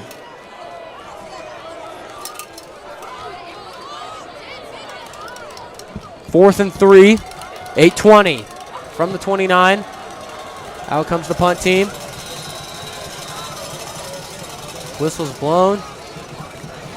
Not really sure for what. Flag, delay of game against Nixa. And it's a delay of game against Nixa.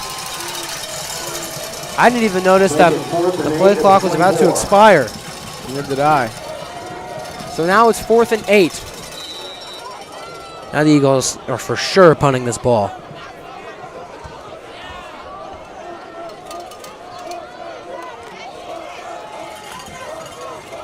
Vincent has it. He sends away this one. It's a better punt. Fair catch called. Waves his hand. Look how he's singling for fair catch. Doesn't get to him. Bounce and caught. Rockhurst will take over at the 43. And you're listening to Nixa Football, 107.5, the Bob FM.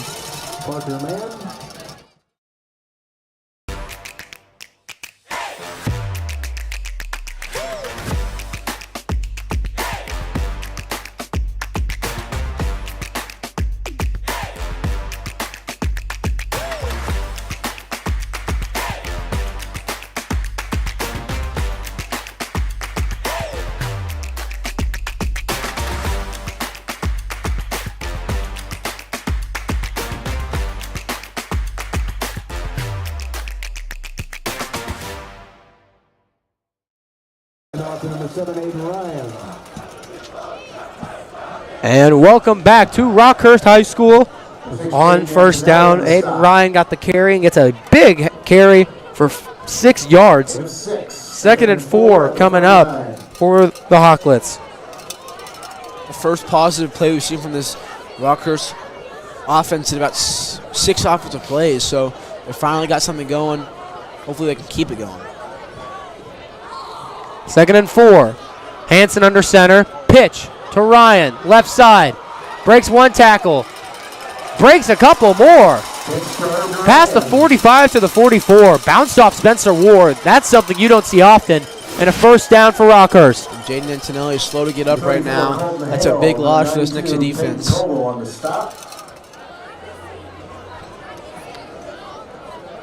And he's limping. Struggling to put pressure, what looks to be the right leg. He is running a little bit. That's a big loss. The best edge rusher on this Eagles team is now off with an injury. Those are a couple things you just can't control. As a coach, not what you want to see. Now 76, Jamie Trissler will be moved to the edge. Hand off. It's the fullback. Bounces off a couple. Still on his feet. And he falls forward past the 40 to the 37. It's Thomas Coppinger. Or Coppinger. Wow. Gets 6 on the play. 2nd and 4 coming up. 6'3", 225. How hard is it to bring that down? It's ridiculous. That's why I'm up here. Coppinger, 30 carries for 130 yards coming into this game. Average 4.33 a carry with 3 touchdowns on the year. 6:28 left in the half. Handoff up the middle. Ryan. He gets to the line to gain. And there, let's see if they signal it forward on the spot. And Jaden Antonelli is back on the field. He was on the field for that play, so might have just landed on it funky.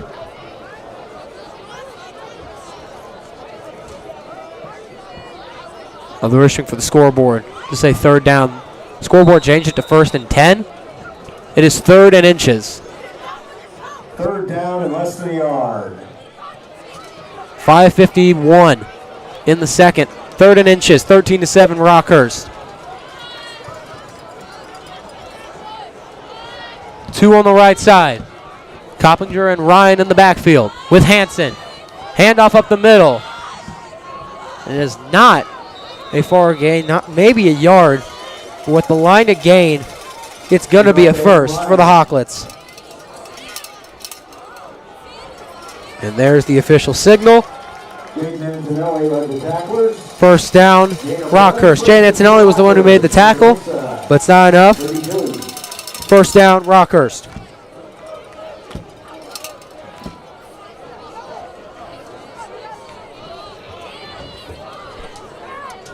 First and 10 from the 32. 5:14 left to go in the half. Trips out right. Shotgun. Hanson drops back. He looks left. Quick curl routes caught and complete. Michael Meyer to the left side. Inside the red zone. And down to the 13. Run out of bounds at number 2, Andy Flint. Gain of 20. 1st and 10 Rockers to the Nixa 13. And after a couple of bad drives for this offense, seeming to find their legs again.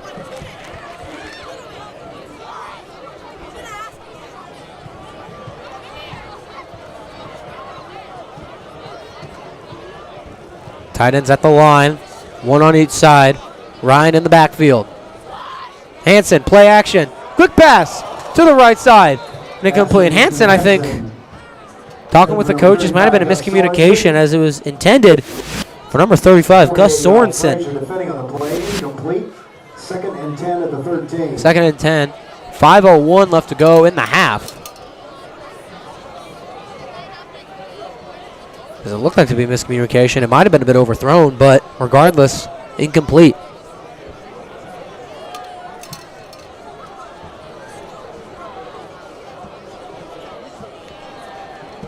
Now comes Mason Tunley out onto the field. They have 2 seconds.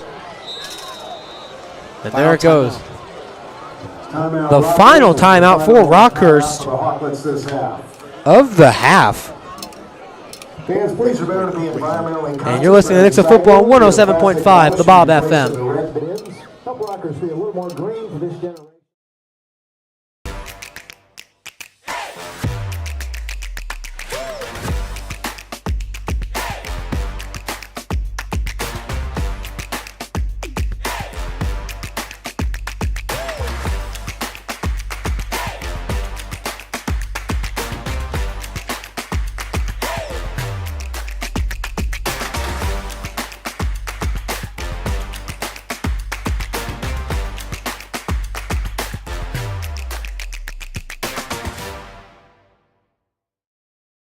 Good sportsmanship. You'll be teaching a positive lesson, and you'll be preserving a And welcome back to Rockhurst High School. 13-7 the score. Rockhurst inside the red zone and looking to put more points on the board. I'm Ryan Swanson alongside my partner, Aiden Hopkins. Aiden Hopkins. Quarterback keeper on an RPO. Hansen trying to take it in himself. And he gets up to the 7-yard line. 2nd and 5 coming up. Excuse me, that'll be 2nd and 4. The line of gain is the 3-yard line. Oh, they're going to call him down at the 6. It looks like he's on the 7. Am I crazy? The scoreboard says it's on the 6, but that spot's on the 7. I have no idea. It does look like it's on the 7 to me. So 3rd and 4. Hansen, pitch to Ryan. Able to stay on his feet, but goes out of bounds at the 5. Pitch to Aiden Ryan. Bounds by number 48, Eli The Frazier. first down marker is at the 4. So 4th and 1 coming up. 4th and 1 at the 4. Eagles were able to make a big 4th down stop earlier in the game. Back against the wall. Can they do it again? That is the question. With 3:47 left to go in the half. Hawklets hurry to the line. Eagles bunch up. Pitch outside to Ryan. Has the first. Falls forward. And is short. Down at the 1. 1st and goal for Rockhurst. That pitch is just absolutely killing that Nixa defense right now. They can't do anything to fix it. The outside contain is just not there tonight. A team that normally, this Nixa defense has been great on contain all year. Just hasn't been there so far. 3:23 in the half. At the 1. Back against the wall.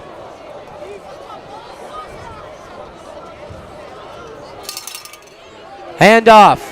Coppinger. Is he in? No signal. Rockhurst says he has it, and they call it. Touchdown, Rockhurst. And Rock Nation is going crazy for their Hawklets as they take a 19-7 lead over the Eagles.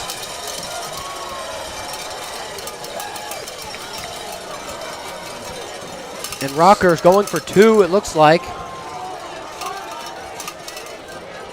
Trying to make it a 14-point game. And the Eagles, with only 3:05 left when they get the ball, they're going to have to move. And they got the ball to start. So they have to score going in. Rockhurst will go for 2. Rockhurst going for 2. 4 bunched up on the outside of the right guard. Hansen, he rolls out right. Quick pass, punt. 2-point conversion is good. Aiden Ryan gets the completion. And Rockhurst goes up 21-7 with 3:05 left to go in the half. And we're going to send it down to our sideline report with Taylor Dortilia. We'll be back up here in the booth in a minute. I'm Taylor Dortilia down here at Rockhurst Stadium. It's the state quarterfinals. The student section is in ski theme tonight. Even though we're down by 2, we need to keep cheering on our Rockhurst scoring drive, 11 plays, 57 yards, time of possession, 5:02. 1-yard touchdown run from Thomas Coppinger. Thank you, Taylor, for that report. 3:05 left to go in the half. Eagles down 21-7.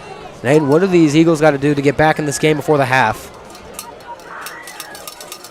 Sorry, my mic is muted.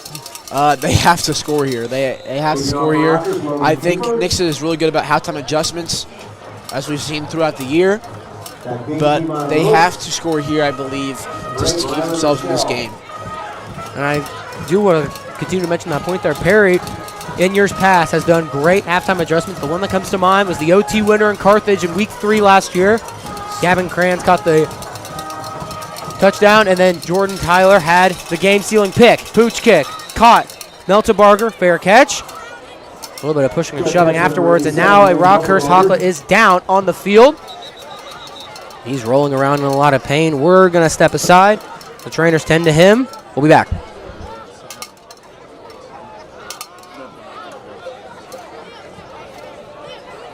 Injured play for the Hawklets, number 42, Bud Fallon.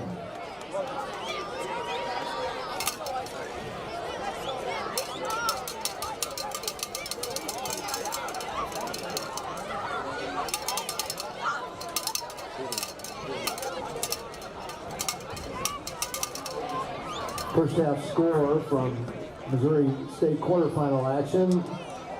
Liberty North 21, Oak Park nothing.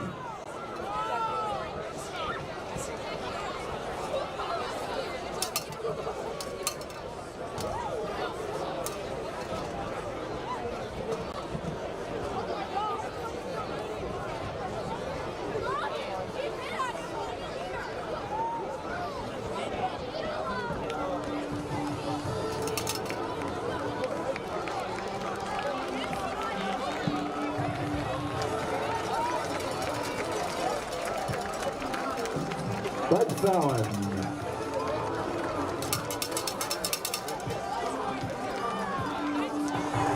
And welcome back to Rockhurst High School. 21-7 the score. That's the player who was injured on the play is number 2, Bud Fallon, junior linebacker. He gets some help to get off the field. We're going to hope he is okay. But the Eagles take over on offense. This offense has been struggling. Scored on the first drive, has nothing since. Handoff, Ryder. By with a full head of steam. Pass the line of scrimmage. Through the linebackers and up to the 35. Malachi Ryder does not want his high school football career to end today. As you can tell from that run, he gave every bit of strength he had into that run, and look what that did for him. 11 yards quickly. Downhill runner. 2 out left. Meltebarger, one of those on the left side. Handoff Ryder again. And that one goes nowhere. Stuffed. Number 54, Andrew Sprague. Brought down by number 54, Andrew Sprague. Andrew Sprague made the play. Forward progress stops it. So only a loss of 2. And 12 at the 33. But it is 2nd and 12. As Ryder thought he had a hole cut back, and once he cut, it was number 54 who met him right in the face mask. 2 out right, that's Flint and Michelle with Vincent out on the left. Handoff Ryder once again. This time he gets past the line of scrimmage and a little bit more up to the 38.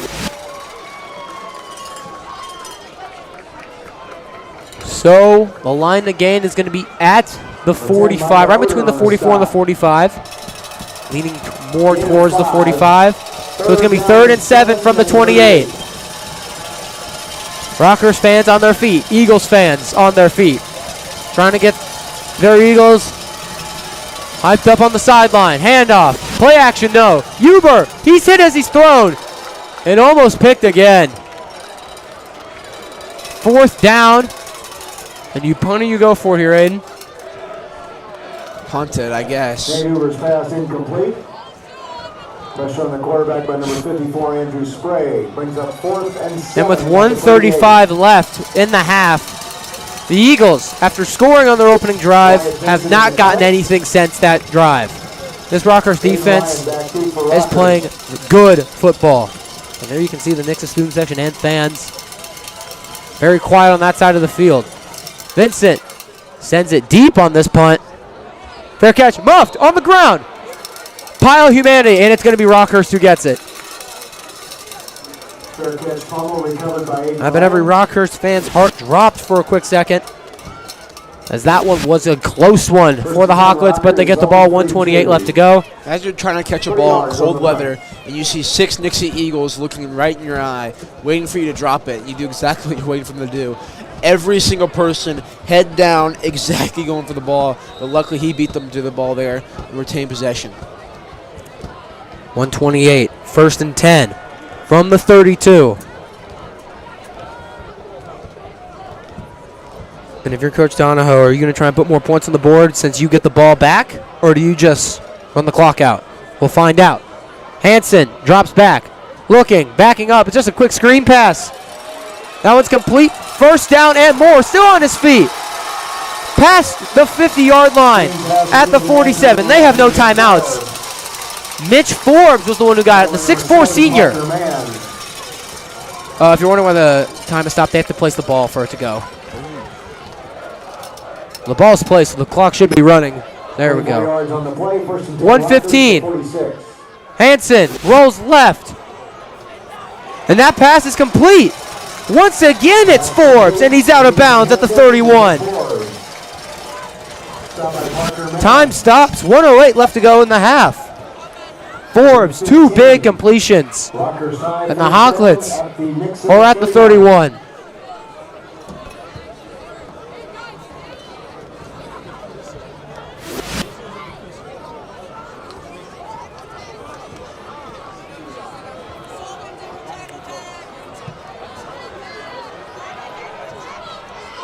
First and 10 from the 31. Trips out right. Hansen, he rolls out right. Lots of time. Slings one. It's complete. Bickelmeyer has it. Still trying to fight. And he's out of bounds at the 5. They're going to spot him at the 6, however. 59 seconds left to go. And Rockhurst trying to put more points on the board. Brought down by number 13, McCoy Sullivan. Gain of 25. 1st and goal at the 1st and goal from the 6.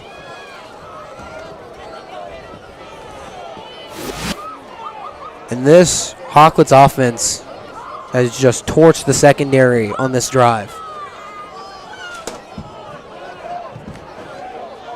4 seconds left to go on the play clock. Trying to hurry up to get the snap off. They get it. Hansen, quick pass. Incomplete. Number 13, Miles Carson. That's his 2nd drop of the night. As that was a touchdown if he holds on to it. 2nd and goal from the 6-yard line with 56 seconds left to go.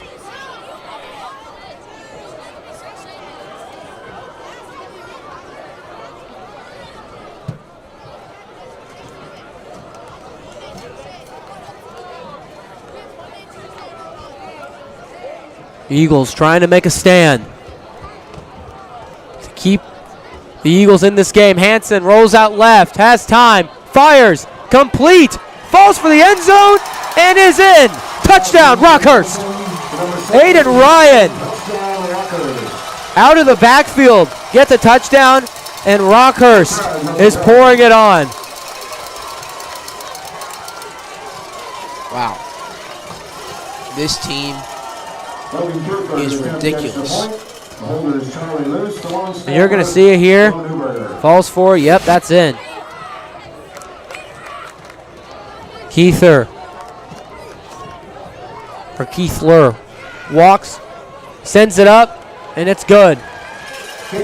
28-7, the score. With 50 seconds left to go, and I mean, if you're Perry, you just got to try. You got to try and get some points on the board. And if you can get a big play downfield, try and send Cribbs or Kempke up with a PAT to make it a little bit closer. But a lot of talking at halftime for the Nixa Eagles. The only time this defense has allowed this many points to get put up was Joplin. And that was mainly in the second half. No team has put 28 on the Eagles in the first half this season.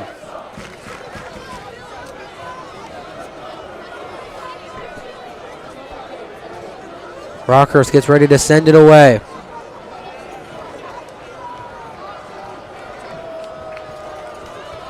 number 3, Logan Kiefler. Logan Kiefler kick off.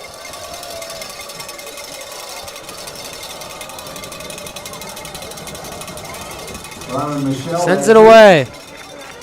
Michelle has it. Caught at the 16. And he does not go far. Stopped at the 24. 46 seconds left to go. Flag on the play. It's Jacoby on the tackle. There's a penalty flag on the play. We'll see what the referees. Personal foul against Nixa. What exactly was it? Was it a face mask? Was it? 8 yards on the return. No, it'd be half the distance to So the no specifics on what the personal foul was, but it is on Nixa. So the 8-yard return gets pushed back. And this ball is going to be spotted at the 12. Nixa at the 12. A long way to go if they want to try and put points on the board before the half. And this might just be a handoff to Ribera. Handoff up the middle. Ribera back to the line. Maybe gets half a yard after that, but nothing else. 36 seconds. The Eagles probably take this to the half. I say that. Nope. Play clock just a little bit ahead, a little bit behind the time on the board. So they won't have to run another play, but the Eagles elect to do so. 2nd and 9. Handoff Ribera. Trying to bounce to the left side. Still on his feet after trying to get dragged down. But all that fighting still doesn't get him back to the line as he is down at the 10. Time ticks away in the first half. And Rockhurst is up 28-7 on the Nixa Eagles. A big half, but we have seen in years past Perry has been able to make some big halftime adjustments to win big games. Don't ever count this Eagles team out. We'll be back for the start of the second half. Aiden, do you have any more comments? Go Eagles. Go Eagles. We'll see you for the start of the second half. We'll be back.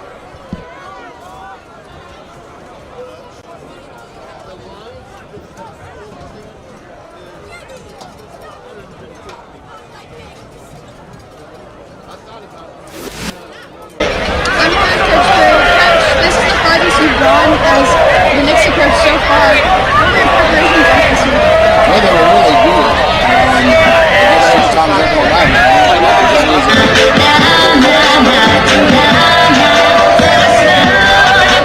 That was smooth.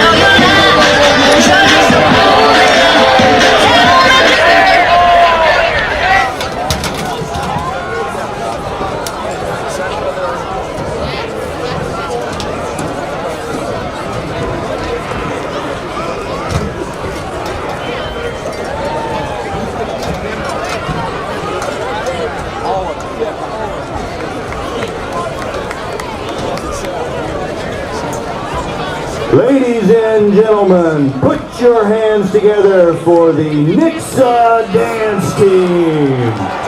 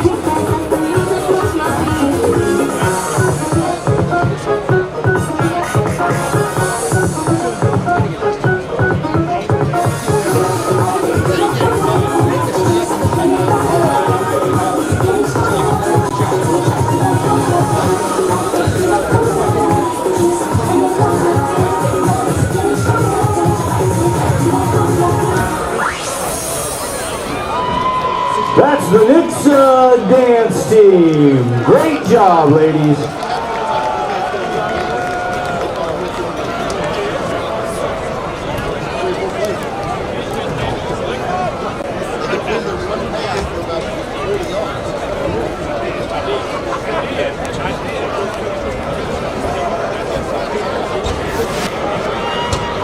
We have veterans parades and we have veterans programs, but I see it here better, how the kids react. Very respectfully, and they were very enthusiastic about the program. When I came back to Vietnam in '72, my brother-in-law says, don't wear the uniform. We were coming into California, so he was cautioning us, because of the atmosphere, that we were being received. Sing for unsung heroes, those who lay their dreams aside. The kids in the gym, they fully appreciate the magnitude of what these vets have done for us, and the way that you see that they respect the veterans as they walk in is amazing. They stand and clap for a very long time, and it's never an issue. We try to make it special for them. We've enjoyed doing it, and it's just our way to give back to them every year. They thank us, and we're like, no, thank you for coming and for doing what you've done. I can't imagine what it is like for veterans, the emotions that they feel, bad, good, all different kinds of emotions. I have a nephew that just got out of the Marines of 11 years. Lots of emotion, but you love your country, and to celebrate our country and celebrate what those veterans have done for our country is immeasurable. So it was just a small part of what we did today to try to express our thanks and gratitude to all of the veterans.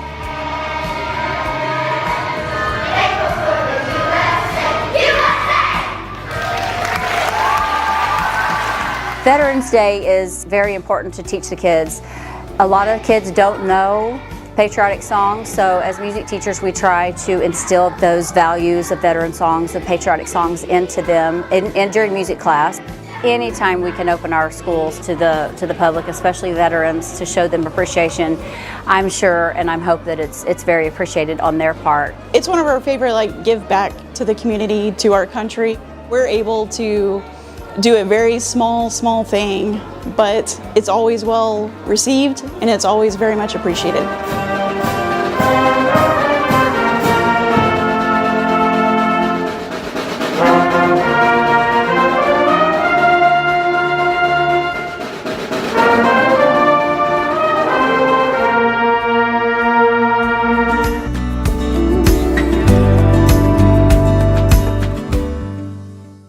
Our guys work hard. They do a lot throughout a 365-day calendar for those 9 Friday nights, in the fall. It takes what it takes. Anybody that does anything exceptional puts a lot into it. It doesn't happen by mistake, so our kids work extremely hard. We're extremely grateful for them. Last winter we was working, and it's shown out through the year, of course. My freshman year was the first year Perry got here.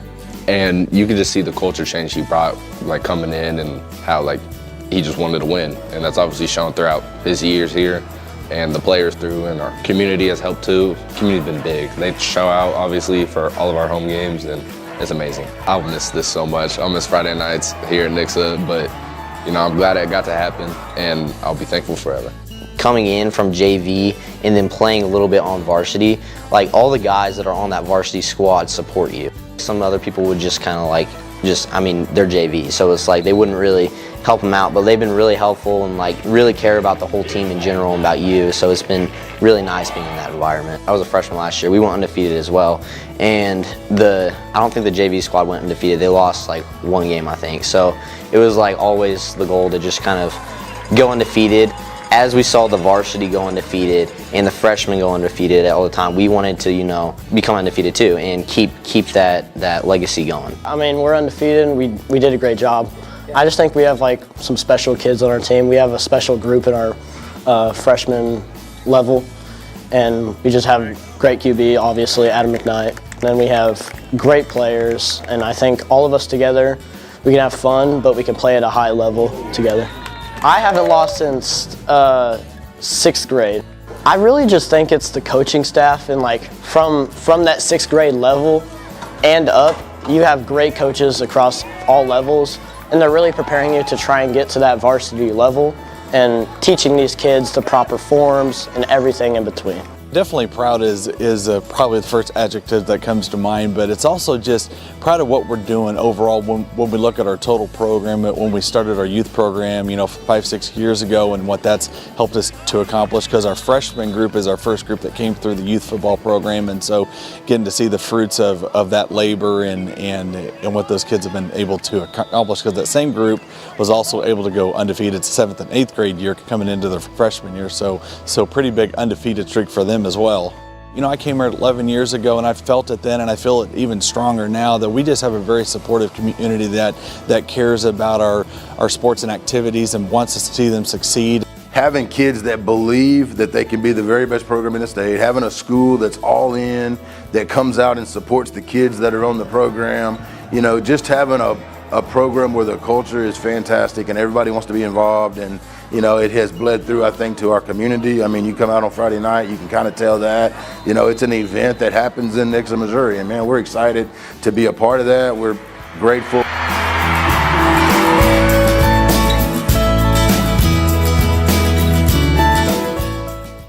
Hi, I'm J.W. DeLong, the president of the Springfield Contractors Association. The Design Team of the Year Award was created to allow contractors to show appreciation by recognizing local designers. Teams are judged on creativity, uniqueness, complexity of design, as well as how the team worked together, community involvement and traffic, infrastructure, and environmental impacts. The SCA is proud to announce Nixa High School Atos Center for the Performing Arts as the 2023 Design Team of the Year. This project is an excellent example of teamwork between the design team, the owner, and contractor on the project, with a large-scale impact on the local community. Congratulations to Dakewell Architecture, Medemeyer Engineering, Schaefer and Hines, True Engineering, Nixa Public Schools, and DeWitt & Associates for your outstanding teamwork. I'd like to thank the Springfield Contractors Association for recognizing the Atos Center for the Performing Arts for the Design Team of the Year Award. Throughout this project, Dakewell's architects and DeWitt Construction and all the subs that were involved in this project have done a phenomenal job of helping us to build a state-of-the-art facility for our students and our community. Our students in-house have had a variety of productions already that have benefited our band, choir, and theater groups and our elementary students in our schools. And also then we've had a multitude of shows where we have sold tickets for over 9 states in Canada to date. And we're excited about being able to bring off-Broadway, Vegas, and Broadway type shows to our community. And also these shows have been made available at different times to our elementary students across our region. And one of the best parts about it is we have high school students in theater that are working behind the scenes with the professional productions that are in, and they've also had classes for our students. But this is a great facility. Can't wait to see how it shapes our community and region in the future. Thanks again for recognizing us tonight. This project was a true team effort from Dakewell's, Nixa Public Schools, the design team engineers, Medemeyer Engineering, Schaefer and Hines, True Engineering. Everybody was on hand, all hands on deck to complete this project. Anytime we had a question, we got quick, proper, thorough responses, even site visits if we needed them. Several pre-installation meetings where engineers were present, very helpful throughout the process. This project started when the school came to us and requested a larger band room and a larger performing arts center. And as we worked through the process together, we determined that really what we needed to do was renovate the existing art wing and add a new 21st century performing arts center that met into the needs of band, choir, drama, and the surrounding community. This project was really fulfilling for all of us, and the teamwork on the project was just incredible. DeWitt and Associates was amazing to work with. They were always there to bring problems early on so that we could solve them together. There was an incredible mutual respect. We worked tirelessly with True Engineering to figure out the ductwork and making that fit, and all the conduit, getting it in the slab so the theater would work. And then working with Schaefer Hines on the fire lane and detention, and working with Medemeyer Engineering on the beautiful cantilever that makes the entry stairs. So thank you to the Springfield Contractors Association for this award. It means so much to us, and we have an immense respect for all that you do to make these projects successful. We just wanted to give a shout out to everybody that was involved in the Atos project. As many of you may remember, it was constructed during the middle of COVID, and so there were manufacturing delays, labor issues, but the team all pulled together to keep the project going on time and on budget. And so congratulations to everybody involved. We are extremely proud of you. We are going to be doing a STEAM rally for our school. We're basically adding on to our skit and explaining more of what our Portrait of an Eagle words mean by whether like just flat out saying it or putting it through examples. So our goal for that is to teach the kids what our 5 words mean. Well, I handed out candy, but then I really liked the guy in the blue Power Rangers costume, so I thought to give him a bunch of candy. And that just made him super happy, but the other kids, like, they wanted more candy. Abid showed empathy by sharing his candy with other people because he understood how Levi felt and how he would be sad if he didn't get as much candy. So empathy is one of those where we decided as a team that it was important for us to train these kiddos on what each of these character words mean. Because what are you going to do? You're going to go up to the kindergartner and be like, oh, you need to show empathy. Well, they're going to look at you like, what is that? Right? And so it's one of those things where we were like, okay, how can we introduce what each of these words are? Anybody can relate to going trick-or-treating and somebody getting more candy than you. But then recognizing all 5 of the character words was really important to us as well. Because it's not just about that one word. We want our kiddos to leave JTSD with all 5. So this year at JTSD, we are so excited that our school district has adopted Portrait of an Eagle. And so with that, what we're going to be looking throughout our whole school is really trying to find students who are shining as critical thinkers, being adaptable, being an effective communicator, confident, and empathetic. And so throughout our whole school, we are going to be looking and really celebrating our students who show all of these character traits. This morning on the announcements it said the bird will be in Miss Witherspoon's class, and that's my teacher, and I got chose. Before I was like, I really hope it's me, because I really think I could be very responsible for it. It doesn't always happen, but whenever you're an effective communicator at our school with a bunch of people and you're one of them, it could really help the school. I think the really beautiful thing about Portrait of an Eagle is the way it honed in on the very specific indicators, and so our teachers, our parents, all of our stakeholders are able to have a really explicit way to show this is what it means to be a critical thinker, and to know that we've decided that as a community. It allows all of us to be consistent coaches with our students who are growing in that area. Even just little projects like that, I mean, this wasn't like a huge drawn out project, but little ones along the way really helps them grow. And it's kind of crazy to see the growth that occurs because of projects like that. It was a fun way to just do something kind of in the spirit of fall, but not make it specifically Halloween focused, and they were able to be hands-on, working with each other, having fun on kind of a crazy day. My kids were really into it. They were having a lot of fun with it. All of them were very engaged, so I thought that it went really well. So our idea was to start, originally we had 5 legs, but we didn't have enough Q-tips, so we just did 4. And to make it more sturdier, we had it small at the top and then we spreaded them out at the bottom to make it bigger, and so it had to be more sturdier. It was pretty fun working together. She's a good partner, and I think we make a pretty good team. You know, we can focus but still have fun at the same time because we just know how to work together. The plan we came up with didn't work. Yeah, we were going to do triangles as the bases, but then it just kept falling over, so we decided to change our plan a little bit.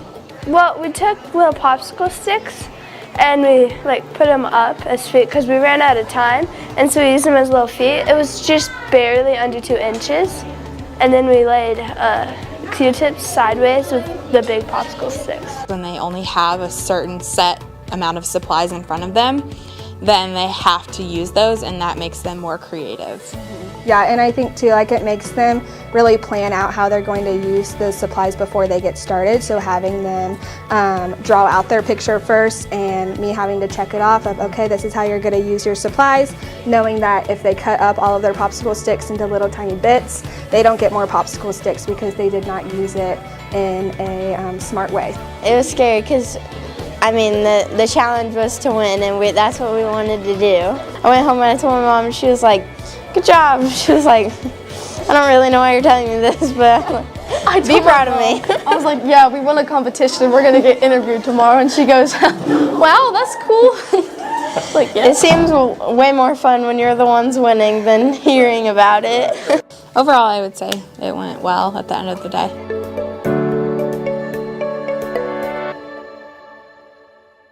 So I've definitely told parents when they came for 7th grade night and 8th grade night, this is bond issue money right here. This is why you vote yes on bond issues, because this is a huge project. These kids will grow up and it will benefit their kids that come through this building. So that's awesome. Can I say horrific? Is that like too much? We had orange countertops and brown cabinets, and then the floor just was dingy.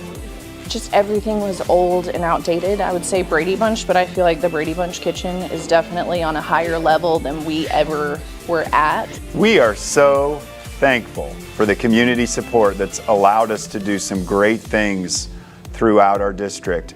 The first one that I'd like to mention is the traffic solution that we were able to bring to ESPY. We were able to put in a car line to support the traffic flow there, but also this gives more parking to ESPY because they were using their parking lot as a car line. It's really allowed us to just make sure the flow of our traffic is so much better, and it's off Grade Road. It's just improved the safety for not only our students but also our school police, our administrators, just by allowing the flow of the traffic to actually not move in our parking lot but more around it. We were very happy that we were able to install interactive video boards at all of our elementary schools. These teaching tools give our teachers just a wonderful front of the classroom display where they're able to do some really dynamic things. They are absolutely excited to have the opportunity to come up and answer questions. They love circling things. They love just kind of that interactive in front of the classroom approach. That's really beneficial because it's easy to erase, it's easy to show multiple colors, it's easy to manipulate. Again, so thankful for the community support. We're able to provide our students with spaces of learning that are safe, efficient, and provide them with really an environment that's conducive to optimal learning. We are so grateful for just the support they've given us and just how they've backed us, and just knowing that they care and that they're always willing to put our students first and what's best for our schools, and we're just so thankful for their support in this project. Yeah, thank you to the Nixa community for voting yes on that bond issue. It really made a huge impact.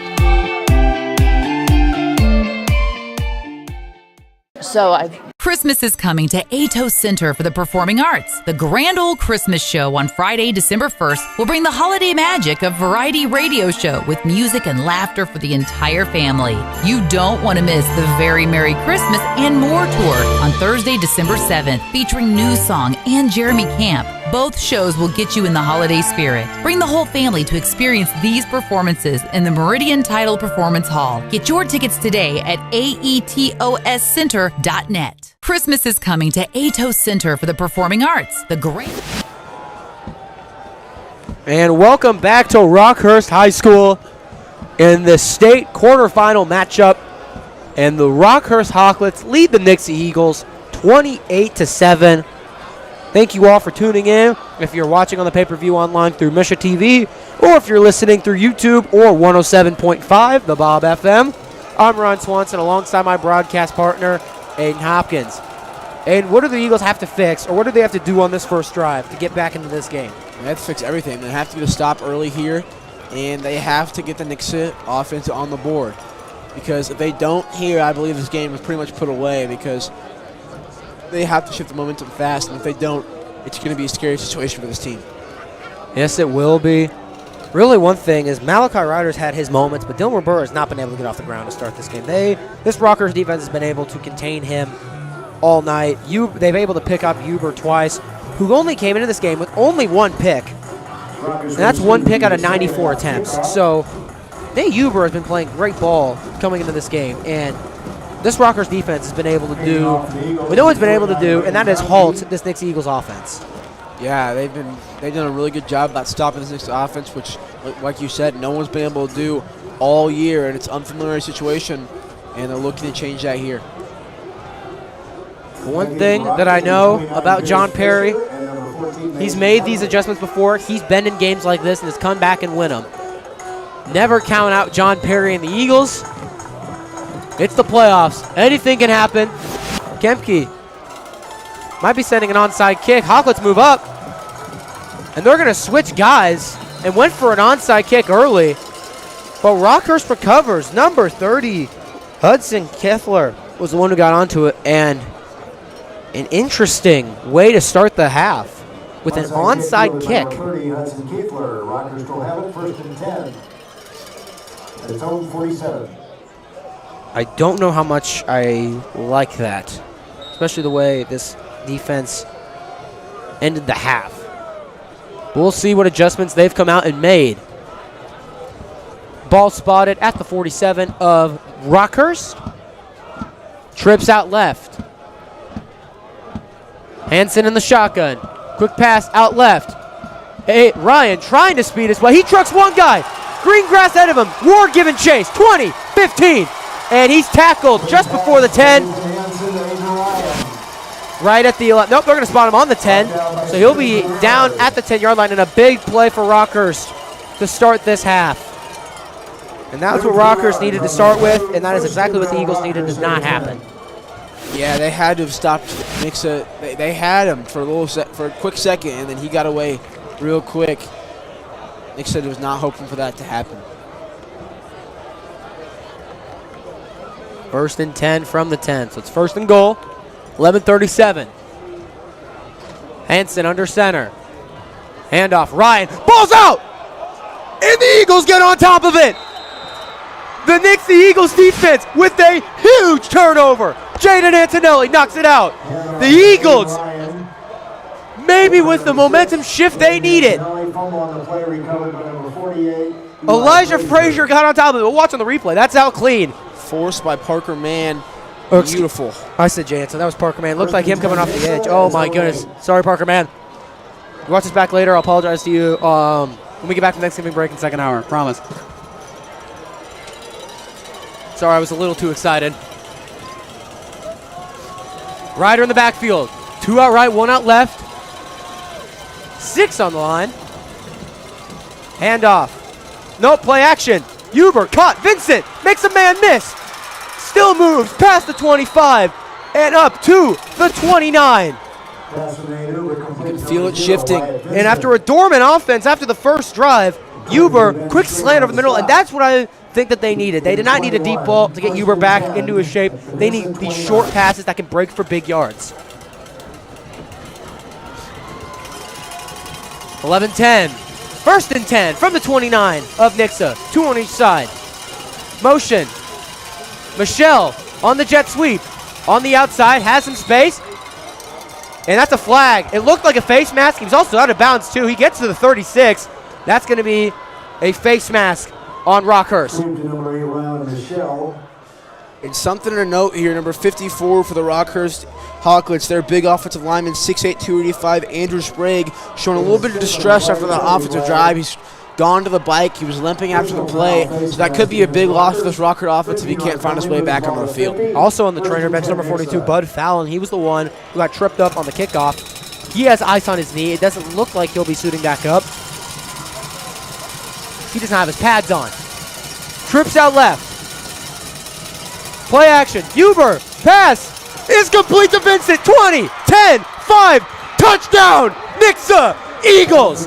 They come out with a turnover on defense, and they strike to make it a 2-score game. And just like that, the Eagles shift the momentum and are back in it. Whew. Are you not entertained? Ooh. That is what the Eagles needed. Wyatt Vincent came into this game. My papers are all over the place. Where is it? There we go. 21 receptions, 558 yards, and 7 touchdowns. Picks up his 8th. Nate Huber with his 14th. Kemke sends it between the uprights. 14-28 is the score. 10:53. You're listening to Nixa Football on 107.5 The Bob FM.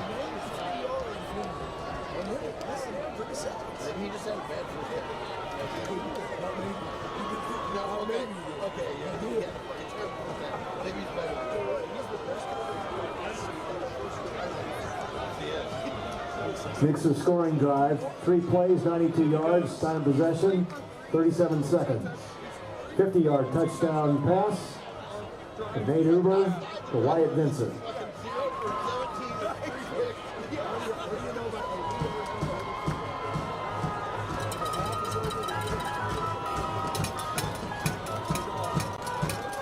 Welcome back to Rockhurst High School. 10:53 left to go in the third quarter. The Eagles force a fumble when Rockhurst was on the Eagles 10, and the Eagles go down and score off a touchdown pass from Huber to Wyatt Vincent deep down the field. The big plays forward. It's a muff kickoff. Rockhurst picks it back up. He's tackled behind the 20. Here's Fisher on the return. And a bunch of guys jumping up and down. I thought for a second maybe the ball popped loose. It was going to be Rockhurst football from the 19-yard line. 9 yards on the return, 1st and 10 Rockhurst. And the Eagles have been able to shift the momentum. Can they force Rockhurst to punt and try and make this a one-score game? Can Rockhurst get the momentum back in their favor? Try and put this back to a 3-touchdown game? We're about to find out. Thank you all, those listening on radio and YouTube for free, and also those who paid for the pay-per-view and are watching on MSHSAA TV. Trips out left. Hansen rolls left. He's looking. Fires on a curl. That one's complete. First down and more. Up close to the 40 to the 39. Number 11, Mitch Forbes has it. That's a first down, Rockhurst. Every time he rolls out left, the person close to him is not open, but there's always someone sitting open at that first down marker. They have to figure out someone that sits on that person to make sure that doesn't continue to happen. That curl route's been open all night, and it's open again for Rockhurst as they're up to their own 39. 10:21 left to go in the half. On the left hash. 2 out right, under center, high form. Hands it off. Ryan on the pitch. It's worked for him all night. Still on his feet. Trying to force him to the ground. He's going to get 6 up to the 45. 2nd and 4 coming up.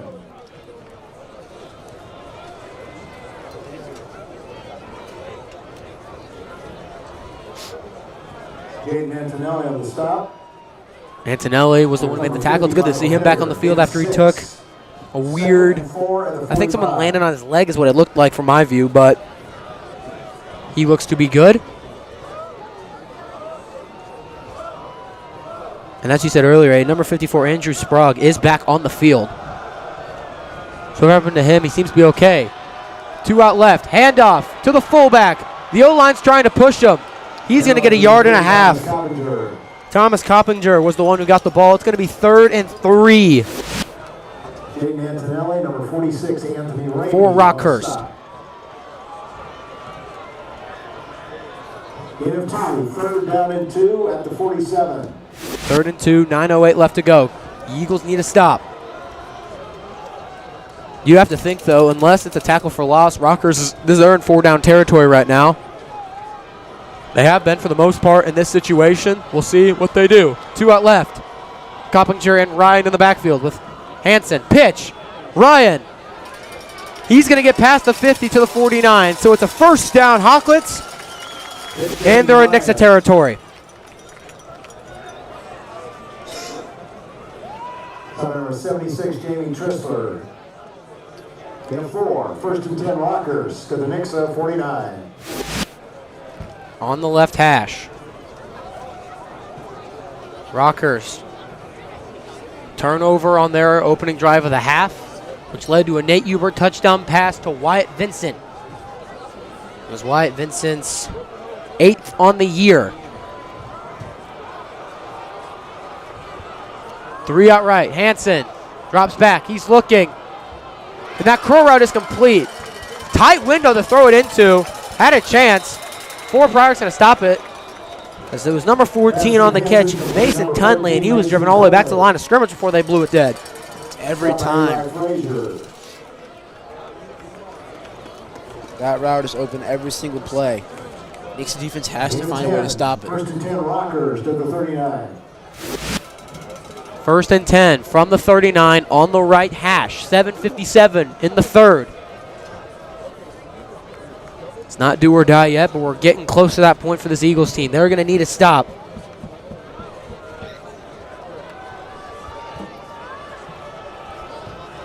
Hansen drops back. Pressure coming. That's okay. There was a guy a little bit off the backfield. Oh. And it was number 46 for the Eagles who got pushed a little bit after the play. Anthony Ramsey. I thought it was going to be intentional grounding, but as you're going to see here, 2nd and 10. 11's right there. I don't know. But he definitely, was he out of the tackle box? Tackle box? No, he was definitely, he was not, because there was someone coming right at him, and then, no, I do not agree with that call. Or that no call, I should say. 2nd and 10 from the 39, 7:40, 28-14 Rockhurst. Hansen, quick pass, out left, caught, Ryan. And he's going to move up to the 35, so it's going to be a 4-yard gain. It's going to be 3rd and 6 coming up for the Hawklets.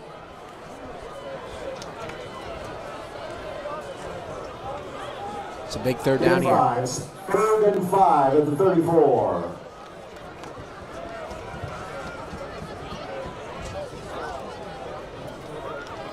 The refs are going to spot it as a 3rd and 5 from the 34. 7:06 on the left hash.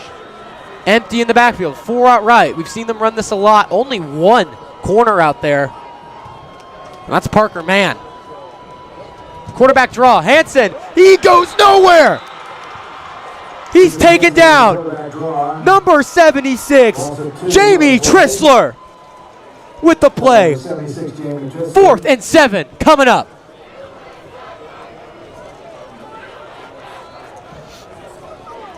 And you saw it there. Hansen had nothing but green grass ahead of him. But while engaged with a blocker, Jamie Trissler makes a huge play for the Eagles. Offense stays on the field. 4th and 7. 6:20 left to go. The Eagles need to stop. Nope, they're going to fake punt it. It's going to be punt by Hansen, and it's going to be out of bounds. Did they get inside the 10? They did. At the 9. The Eagles get the stop they needed. You're listening to Nixa Football on 107.5 The Bob FM. At the 14, 22 yards on the kick. 1st and 10, Nixa.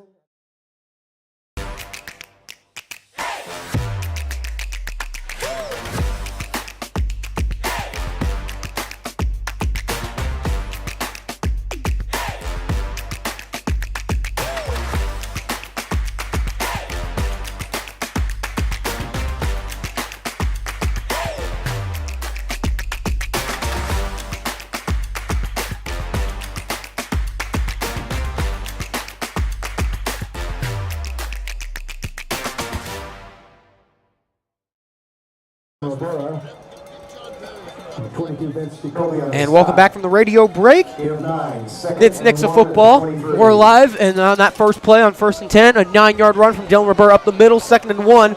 5:50 left to go from the 23 on the right hash. Meltebarger, motion in the backfield, handoff.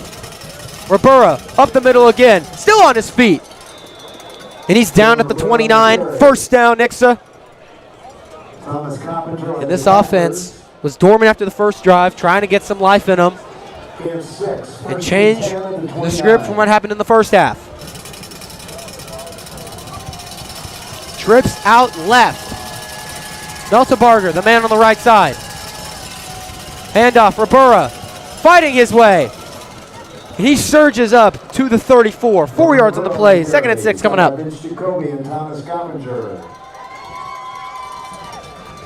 Surprised we've not seen any trick plays from this Nixa offense yet. I thought by now, by how many points John Perry was down, he'd pull one out. And we still have yet to see one. I don't think he wants to expose his bag of tricks just yet. He has them. 2 out left. It's Flint and Michelle. With Vincent on the right. Ribera in the backfield. Safeties are creeping up. They send 7. Ribera takes up the middle. And even with the blitz, able to get 3. 2nd and 5 turns to 3rd and 2 from the 34. Or excuse me, the 37. And a big 3rd down coming up for the Hawklets defense. 3rd down and 2 at the 37.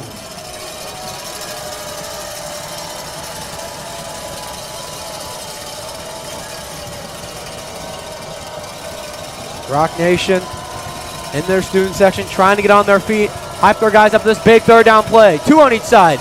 Michelle motions. Jet sweep to the outside on the short side. And it goes nowhere. Tackled at the line. Jet sweep. Number 8, Rylan Michelle. Thomas Coppinger on the stop. Loss of 1. 4th and 3 at the 36. Punt team comes out. The jet sweep to no avail. The Nixa defense, or Nixa offense, excuse me, cannot get another first, so out comes the punt team.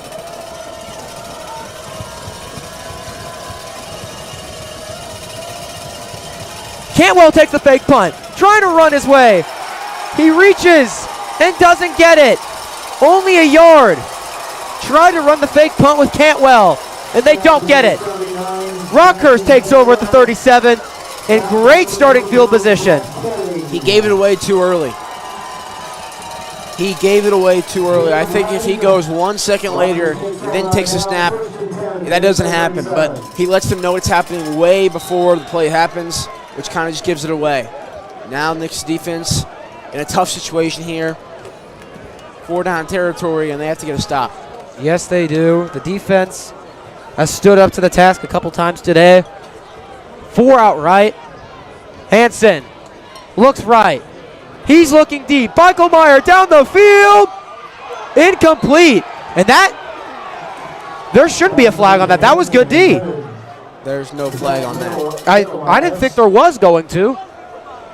Rockhurst in an outrage that there was no flag.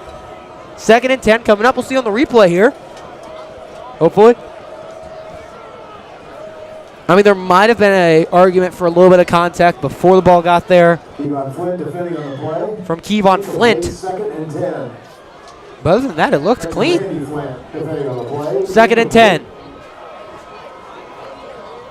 4 on the line. Nixa sends 5. Flag on the play from the line judge. And I think that's a false start. False start, Rockhurst. Move them back 5. 2nd and 15 from the 42.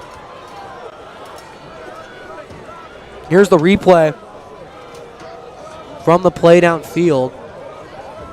I mean, Flint's got his hands on him a little bit and his head's not turned, so you could argue that, but at the end of the day, ref made his decision, didn't throw the flag, and fortunately you don't have a red flag in high school football. So, and unlike Nixa, we don't have a video board for the fans to see. 2nd and 15 from the 42, 3:24 left in the quarter. Hansen with the keeper. He cuts up to the 40 and gets tackled at the 39. So it's going to be 3rd and 11 for the Hawklets. No, they're going to spot 3rd and 12. So the referee said offsetting spots, but they're going to go with the one closer on the closer side of the field. On the left hash, 3 minutes left to go in the 3rd. 3rd and 12 from the Eagles, 39. Rockhurst with the ball. And this Nixa defense has to step up here. 4 on the line. 2 out right. Hansen rolls. Antonelli giving chase. Quick pass, and it's caught. I think Sullivan slipped because he was on the ground and there was no one over there. Miles Carson, the captain, one of the 4, makes the play. 1st down, Rockhurst. You're going to see it here. As Sullivan's on the ground, I think he just lost his footing. 1st down at the 25. 2:36 left to go as Carson went out of bounds.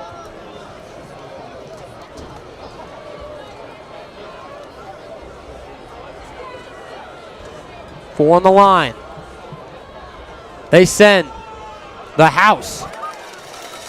But Ryan still able to get a huge gain inside the red zone to the 19. Jaden Antonelli on the stop. Nixa defense has to get off the field with no points scored for the Rockhurst offense, but that dream is slowly drifting away here. For those who may not have been tuning in, it was Parker Mann who forced a fumble on the first drive of the half inside the 10 to get the Eagles the ball, who then scored off the turnover. Hansen drops back, looking left, throws one up for Ryan, and that one, it's a flop. It's a flop. I think that you might have sold that a little bit too much, but I could see where the PI call, that there could have been a PI call here. You'll see it here from one of our field cameras, and he didn't. Oh yeah, that's a flop. In slow-mo, you saw it a little bit. I think he might have sold that one. Give him an Oscar, though. As Rockhurst, for the second time tonight, screaming, wanting a PI call. They don't get it. 3rd and 4 from the 19. Big third down.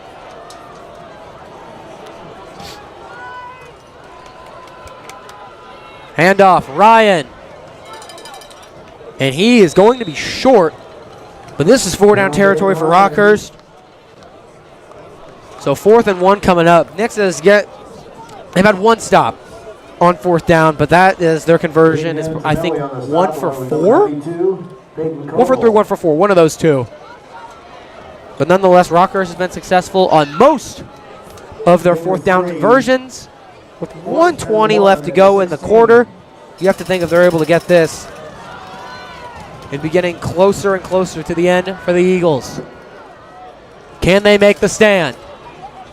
Pitch, Ryan. He's down at the 25. That's going to be enough for first. Parker Mann made the tackle to the 15. The Hawklets go, and they get a first with under a minute left to go in the third. I knew they were going to go the pitch play there. They've loved it. I mean, that hasn't been stopped for most of the night, so, I mean, why change it? 44 seconds on the left hash from the Eagles' 15. Rockhurst has the ball. Stacked on the line. Motion from Bichelmeyer. Play action. And he is still on his feet. Oh, they're going to call him down. Oh, boy. Parker let him go when they heard the whistle. But nonetheless, it's going to count as a huge sack for Parker Mann. As you're going to see it here, he has him. Here's the whistle and let's go. He just lets him. 10, 2nd and 20. Back to the 25, a 10-yard sack for Parker Mann. Great blitz coming off the edge as that play was open. I think if Hansen just lets it go, it's still complete. He could have drove him to the 50 if he wanted to. He would have. But, I mean, if you're Hansen right there, he's still a whole 2 yards ahead. If you let that go, if he doesn't get a hand up, that play is complete. It might be a gnarly hit you take, but I think you still complete that. So that ends 3 quarters, 12 more minutes left to go in regulation play. 2nd and 20 from the 25. Sorry, I'm busy with a half-baked idea. Do you think you can fix the drain? Yes. Air Services does the highest quality work guaranteed. I got your quote. Any surprises in the mix? What we quote is what you pay, guaranteed. Are you a good egg? Sure, I'm highly trained and fully qualified. Would you like a snack while you work? I think I'm good. Get $75 off plumbing at airservicesheatac.com.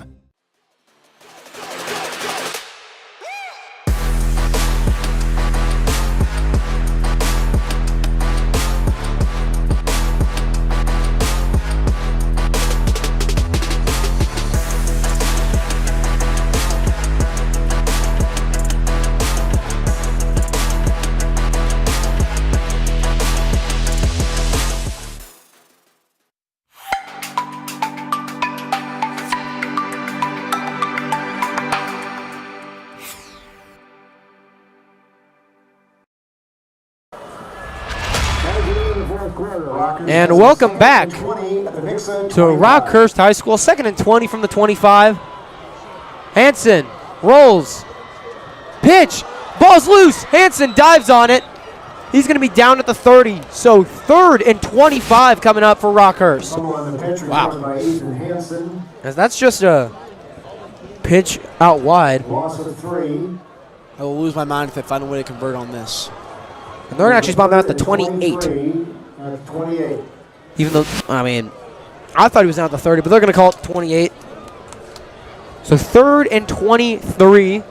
11:27 left to go in the 4th. No pass interferences. No, none of those. 3 out left. Hansen, it's tipped, and it's incomplete. I think it was number 92, Peyton Koval, who had the tip. 4th and 23. And you guys on the field goal. Okay. I was going to say, they've gone for it on 4th down all night. If they don't send the field goal unit out here, they're nuts. They do. And it's Logan Kessler, also one of the 4 captains for Rockhurst. 45. It's a 45-yarder. If he hits this, you just got to tip your cap. Ward is back there in case it's short. Well, I don't think it's going to be. He has the power. Does it get there? And it does from 45 yards. Logan Kessler. 31-14, Rockhurst. Wow. I mean, you don't see 45-yarders in high school. So, I mean, as an announcer, I'm going to tip my cap to him. That is an impressive play from the senior.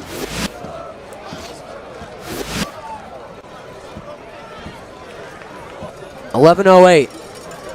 And for Nixa, you're not completely out of it, but it's not looking good. You're down 17. You have to score. You better do it rather fast. And Rockhurst, with the way the ball's set, unless he changes the spot, they'll sit on the right hash. I'm expecting a pooch kick or some type of onside. I don't think, I mean, Rockhurst might try and get a little aggressive with a pooch kick. Maybe not onside. Kessler, after sending 45 yards through the uprights. Pooch kick. Ward has it though. It's a caught the 24. Ward trying to make a man miss. Still on his feet. And he's going to get to the 30 before being taken down. So with 11:02 left to go, out comes Nate Huber. And the Nixa Eagles offense have been struggling for most of the day. They had a good opening drive in the half after the turnover from the Nixa defense, but they need to score. You don't need to do it on the first play, but you need to preferably get off the field with a little bit over 8 minutes on the clock. Anything under 8 and you give them too much time to run clock out, and if you get the ball back, it's going to be like the 5-4 minute mark, and you're still down 3 scores because two touchdowns and 2-point conversions, only 16. You're down 17. Huber drops back, fires, and Meltebarger was looking for pass interference. I think he was targeting Meltebarger, but he was getting a little shoved. Don't know exactly what happened there, but he was looking over the middle. Lucky that ball wasn't picked.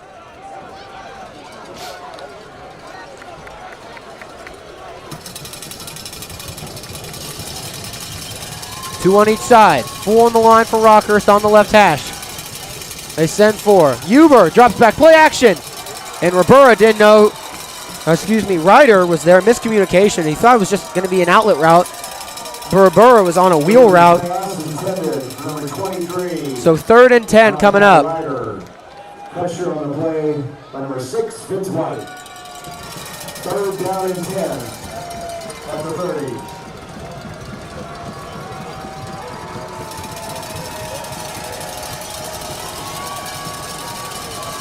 3rd and 10. Rockhurst fans on their feet. 10:53 left to go in the 4th. 4 on the line. Couple guys scooting up. Michelle moves out. They send 4. Fires. Complete. It's a 1st down. Flint Kevon Flynn has it past midfield into the 44. The Eagles stay alive. The play complete to Kevon Flynn. It's Jacoby on the stop.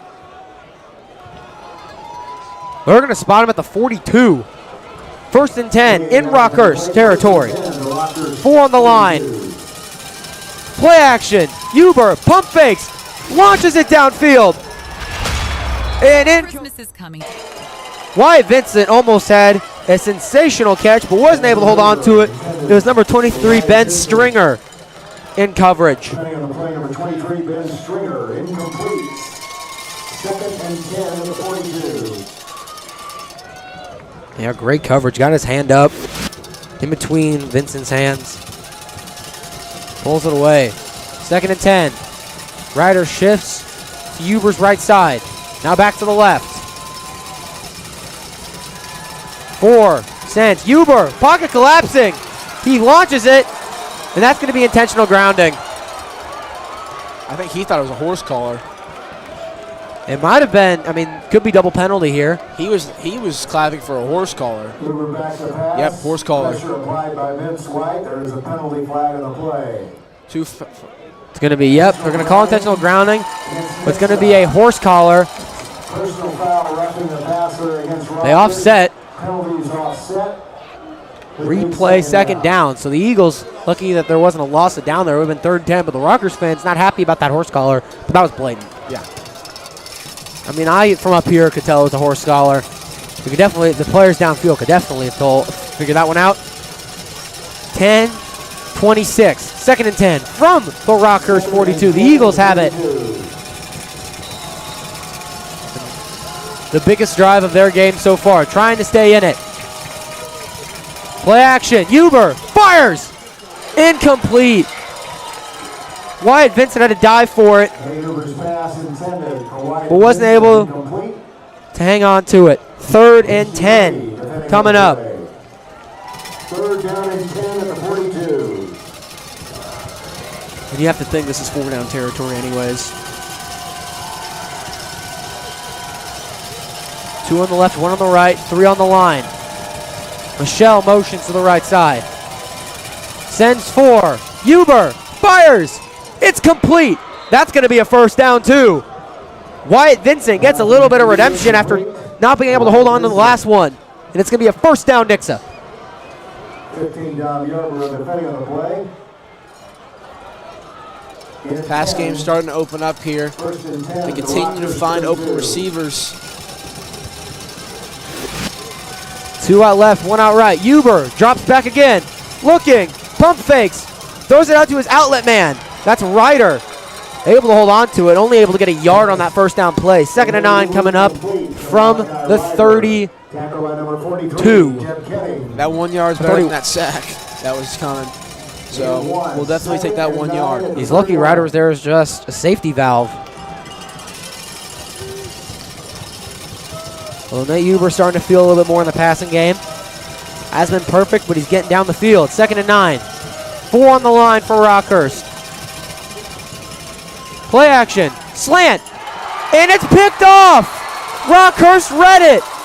They read the slant play intended for Vincent and Topaz Coppinger, who leads this team in picks with 4. Gets his 5th on the year. And Rockhurst takes over with 9:19 left to go from their own 43.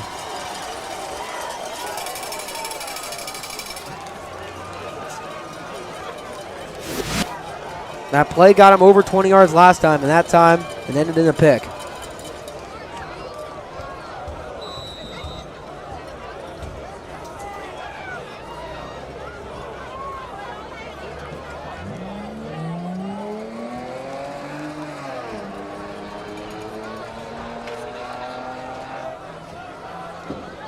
Handoff. Ryan up the middle. Past midfield into the Nixa territory at the 49. 9:10 left to go. You have to think they're just going to try and run this ball and drain as much time off the clock as possible. It's a 17-point game. It's a gain of 8. 2nd and 2 at the Nixa 49.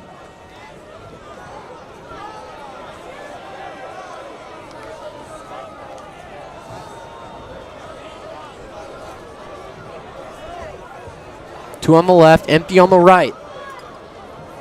Handoff Copinger, who had the pick and gets a big gain past the 45 to the 41. Excuse me, that's a new guy at the fullback position. That's Gus Sorensen.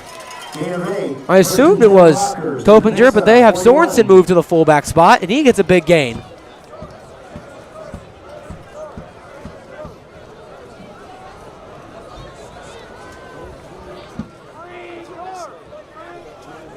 First and 10 from the 41. 8:15. 2 out left. Handoff. Ryan has a hole. Moving down the field. Past the 35 to the 33. He'll be a little bit short of the first, but it's going to set up 2nd and 2 for Rockhurst. 2nd and 1. 2nd and 1 from the 32, excuse me.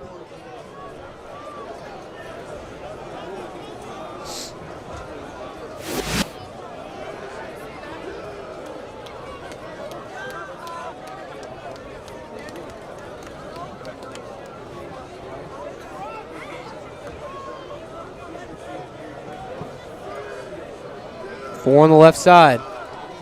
Hansen, quick pass. That one's complete. Left side, first down past the 30 and to the 26. Mitch Forbes on the left side. Got it. It's a first down. Rockhurst, and they're getting closer and closer to putting this one to bed. Now there is 7:13 left to go, but a touchdown here and a field goal would put it at 24 points ahead of the Eagles.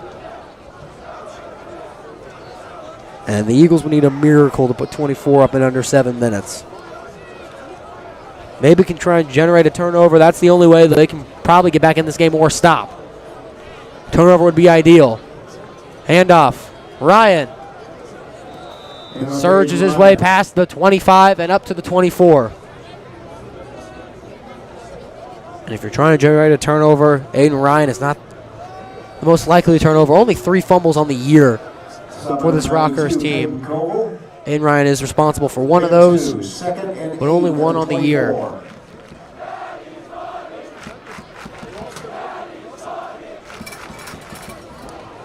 Second and 8 from the 24.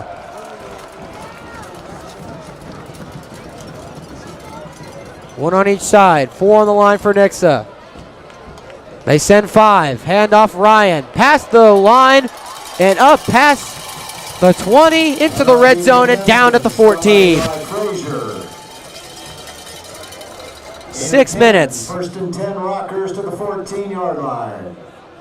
And the Nixa faithful quiet on that side of the field, as unless the Eagles can find a way to get a turnover or stop, it's getting close to the end.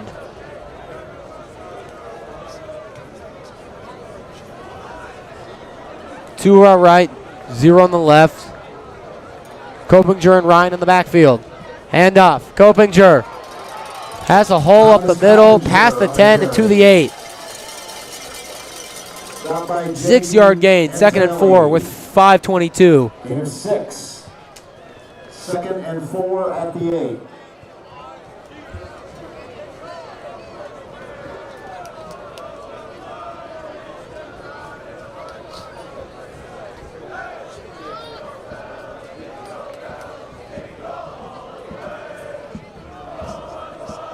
Five minutes left to go in this state quarterfinal matchup. 8-yard line. Pitch. Ryan cuts upfield and in the end zone. Touchdown Rockhurst. And ladies and gentlemen, unless the Eagles can pull off a miracle, that might just be the nail in the coffin. There is still 4:47 left. But that, with an extra point, will put them down 24. And the Eagles, we're going to need a lot of things to go their way. Crazier things have happened.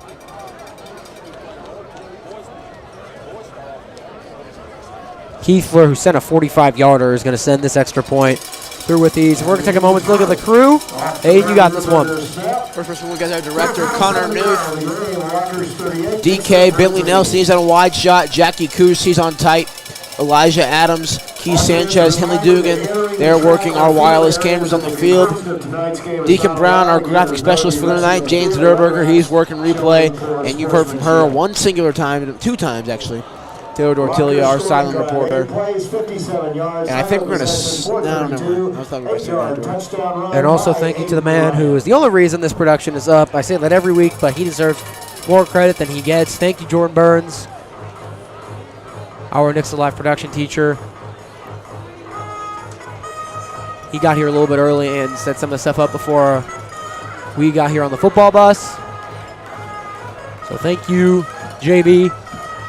Kiefler lines it up. 4:47, 38-14 the score. Kiefler lines it up and sends it away. Ward takes it at the 14. He rolls right side. Maybe trying to get something going here. Ward cuts back upfield. 20, 25, and that's where he'll be stopped. So here comes Nate Huber, 4:40 left to go. And I mean, again, crazier things have happened before. Maybe try get some going, but not a lot of movement going on from the Nixa sideline. Not a lot from the fans. First and 10 Nixa at its own 25.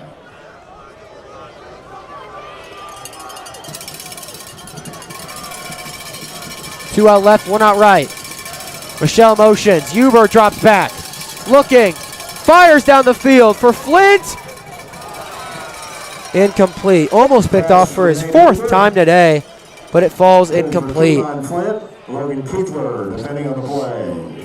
Second and 10 at the 25.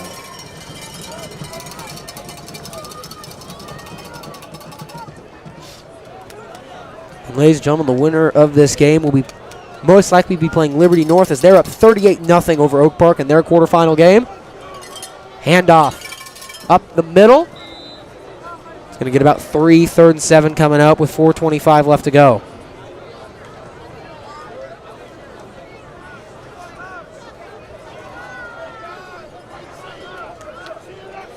Dylan Rivera on the carry. Good carry on the stop. Gain of 3. 3rd down and 7 at the 28. 4:04 left to go. 3rd and 7. Handoff. Rivera loses his footing and is down at the 29.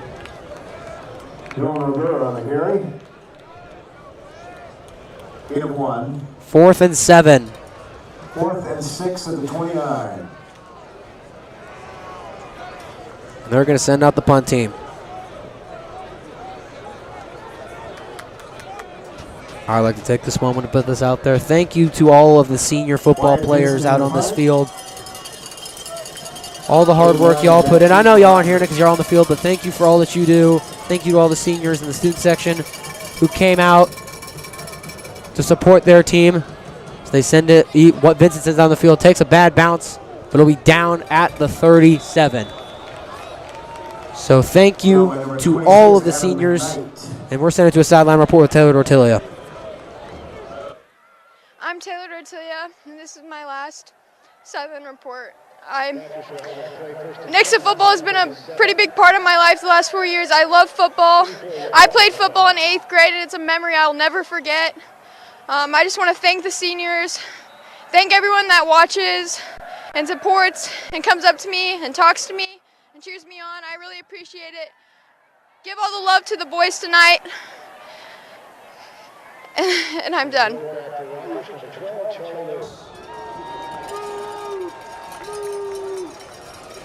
Thank you, Taylor, for those words. 1st and 10 from the 37. Handoff up the middle. It's number 29, still fighting his way up to the 43.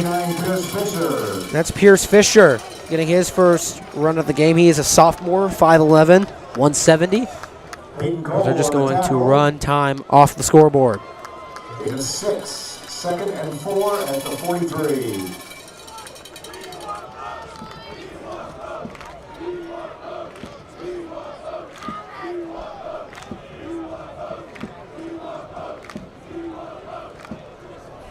Pitch. Fisher still trying to move as he gets dragged to the ground. He'll get a first and move the chains. Time continues to move. 2:31 left to go. 8-5. First and 10 Rockhurst to the 48. There's John Perry on the sideline.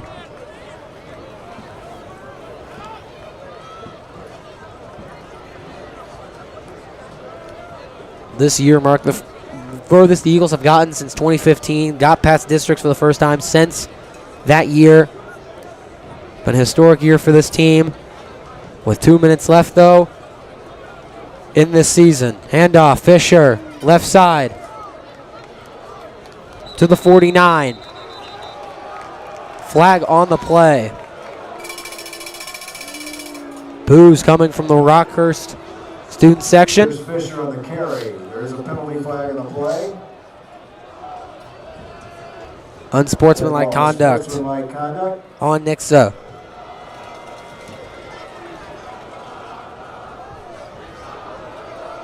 So Rockhurst will move down the field. And they will move on in the state tournament. They will be playing Liberty North in the state semifinals.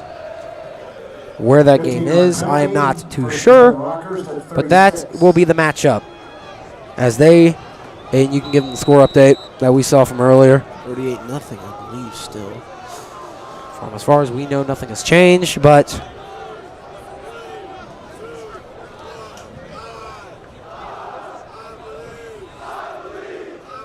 four on the line, one on each side. Just letting the play clock get all the way down. 5 seconds and flag on the play. Why are we trying to get jump off sides? I don't know. Penalty flag. You're up 24. Encroachment against Nixa. This one's against Nixa. 5-yard penalty. First and 5. First and 5 coming up after the 5-yard penalty. And listen, we will have a little bit after the game, so I want to make sure I get this out there before my time is up. Ladies and gentlemen, thank you for allowing me the last 2 years to call Nixa football. From color with Nate Purrier to play-by-play with you, Aiden Hopkins. Thank you for the games I got to call. I'm glad I got to get past the district championship and be here in the state tournament. I know I still have basketball, but I'm going to miss calling football games up here. So thank you, everyone who tuned in to listen to me talk about football for a couple hours on one of your Friday nights, sometimes Saturdays. Number 47, Tommy Dorlack. I'm going to be able to do this past high school, at a college, and hopefully professionally, but I'm definitely going to miss this. Nothing beats Friday nights. On the tackle. So thank you to everyone listening and watching online. I'm glad I got to be part of your Nixa football experience. I'm glad I got to call a couple of your games from a guy who started doing replays freshman year, not knowing what on earth was going on or what type of buttons I was hitting, and Burns yelling at me in the truck, to being able to announce play-by-play football with you. Thank you, everyone, as Rockhurst wins it 38-14. That's going to do it. It's been a pleasure, man. It's been a pleasure, Aiden, calling games with you. Thank you, everyone.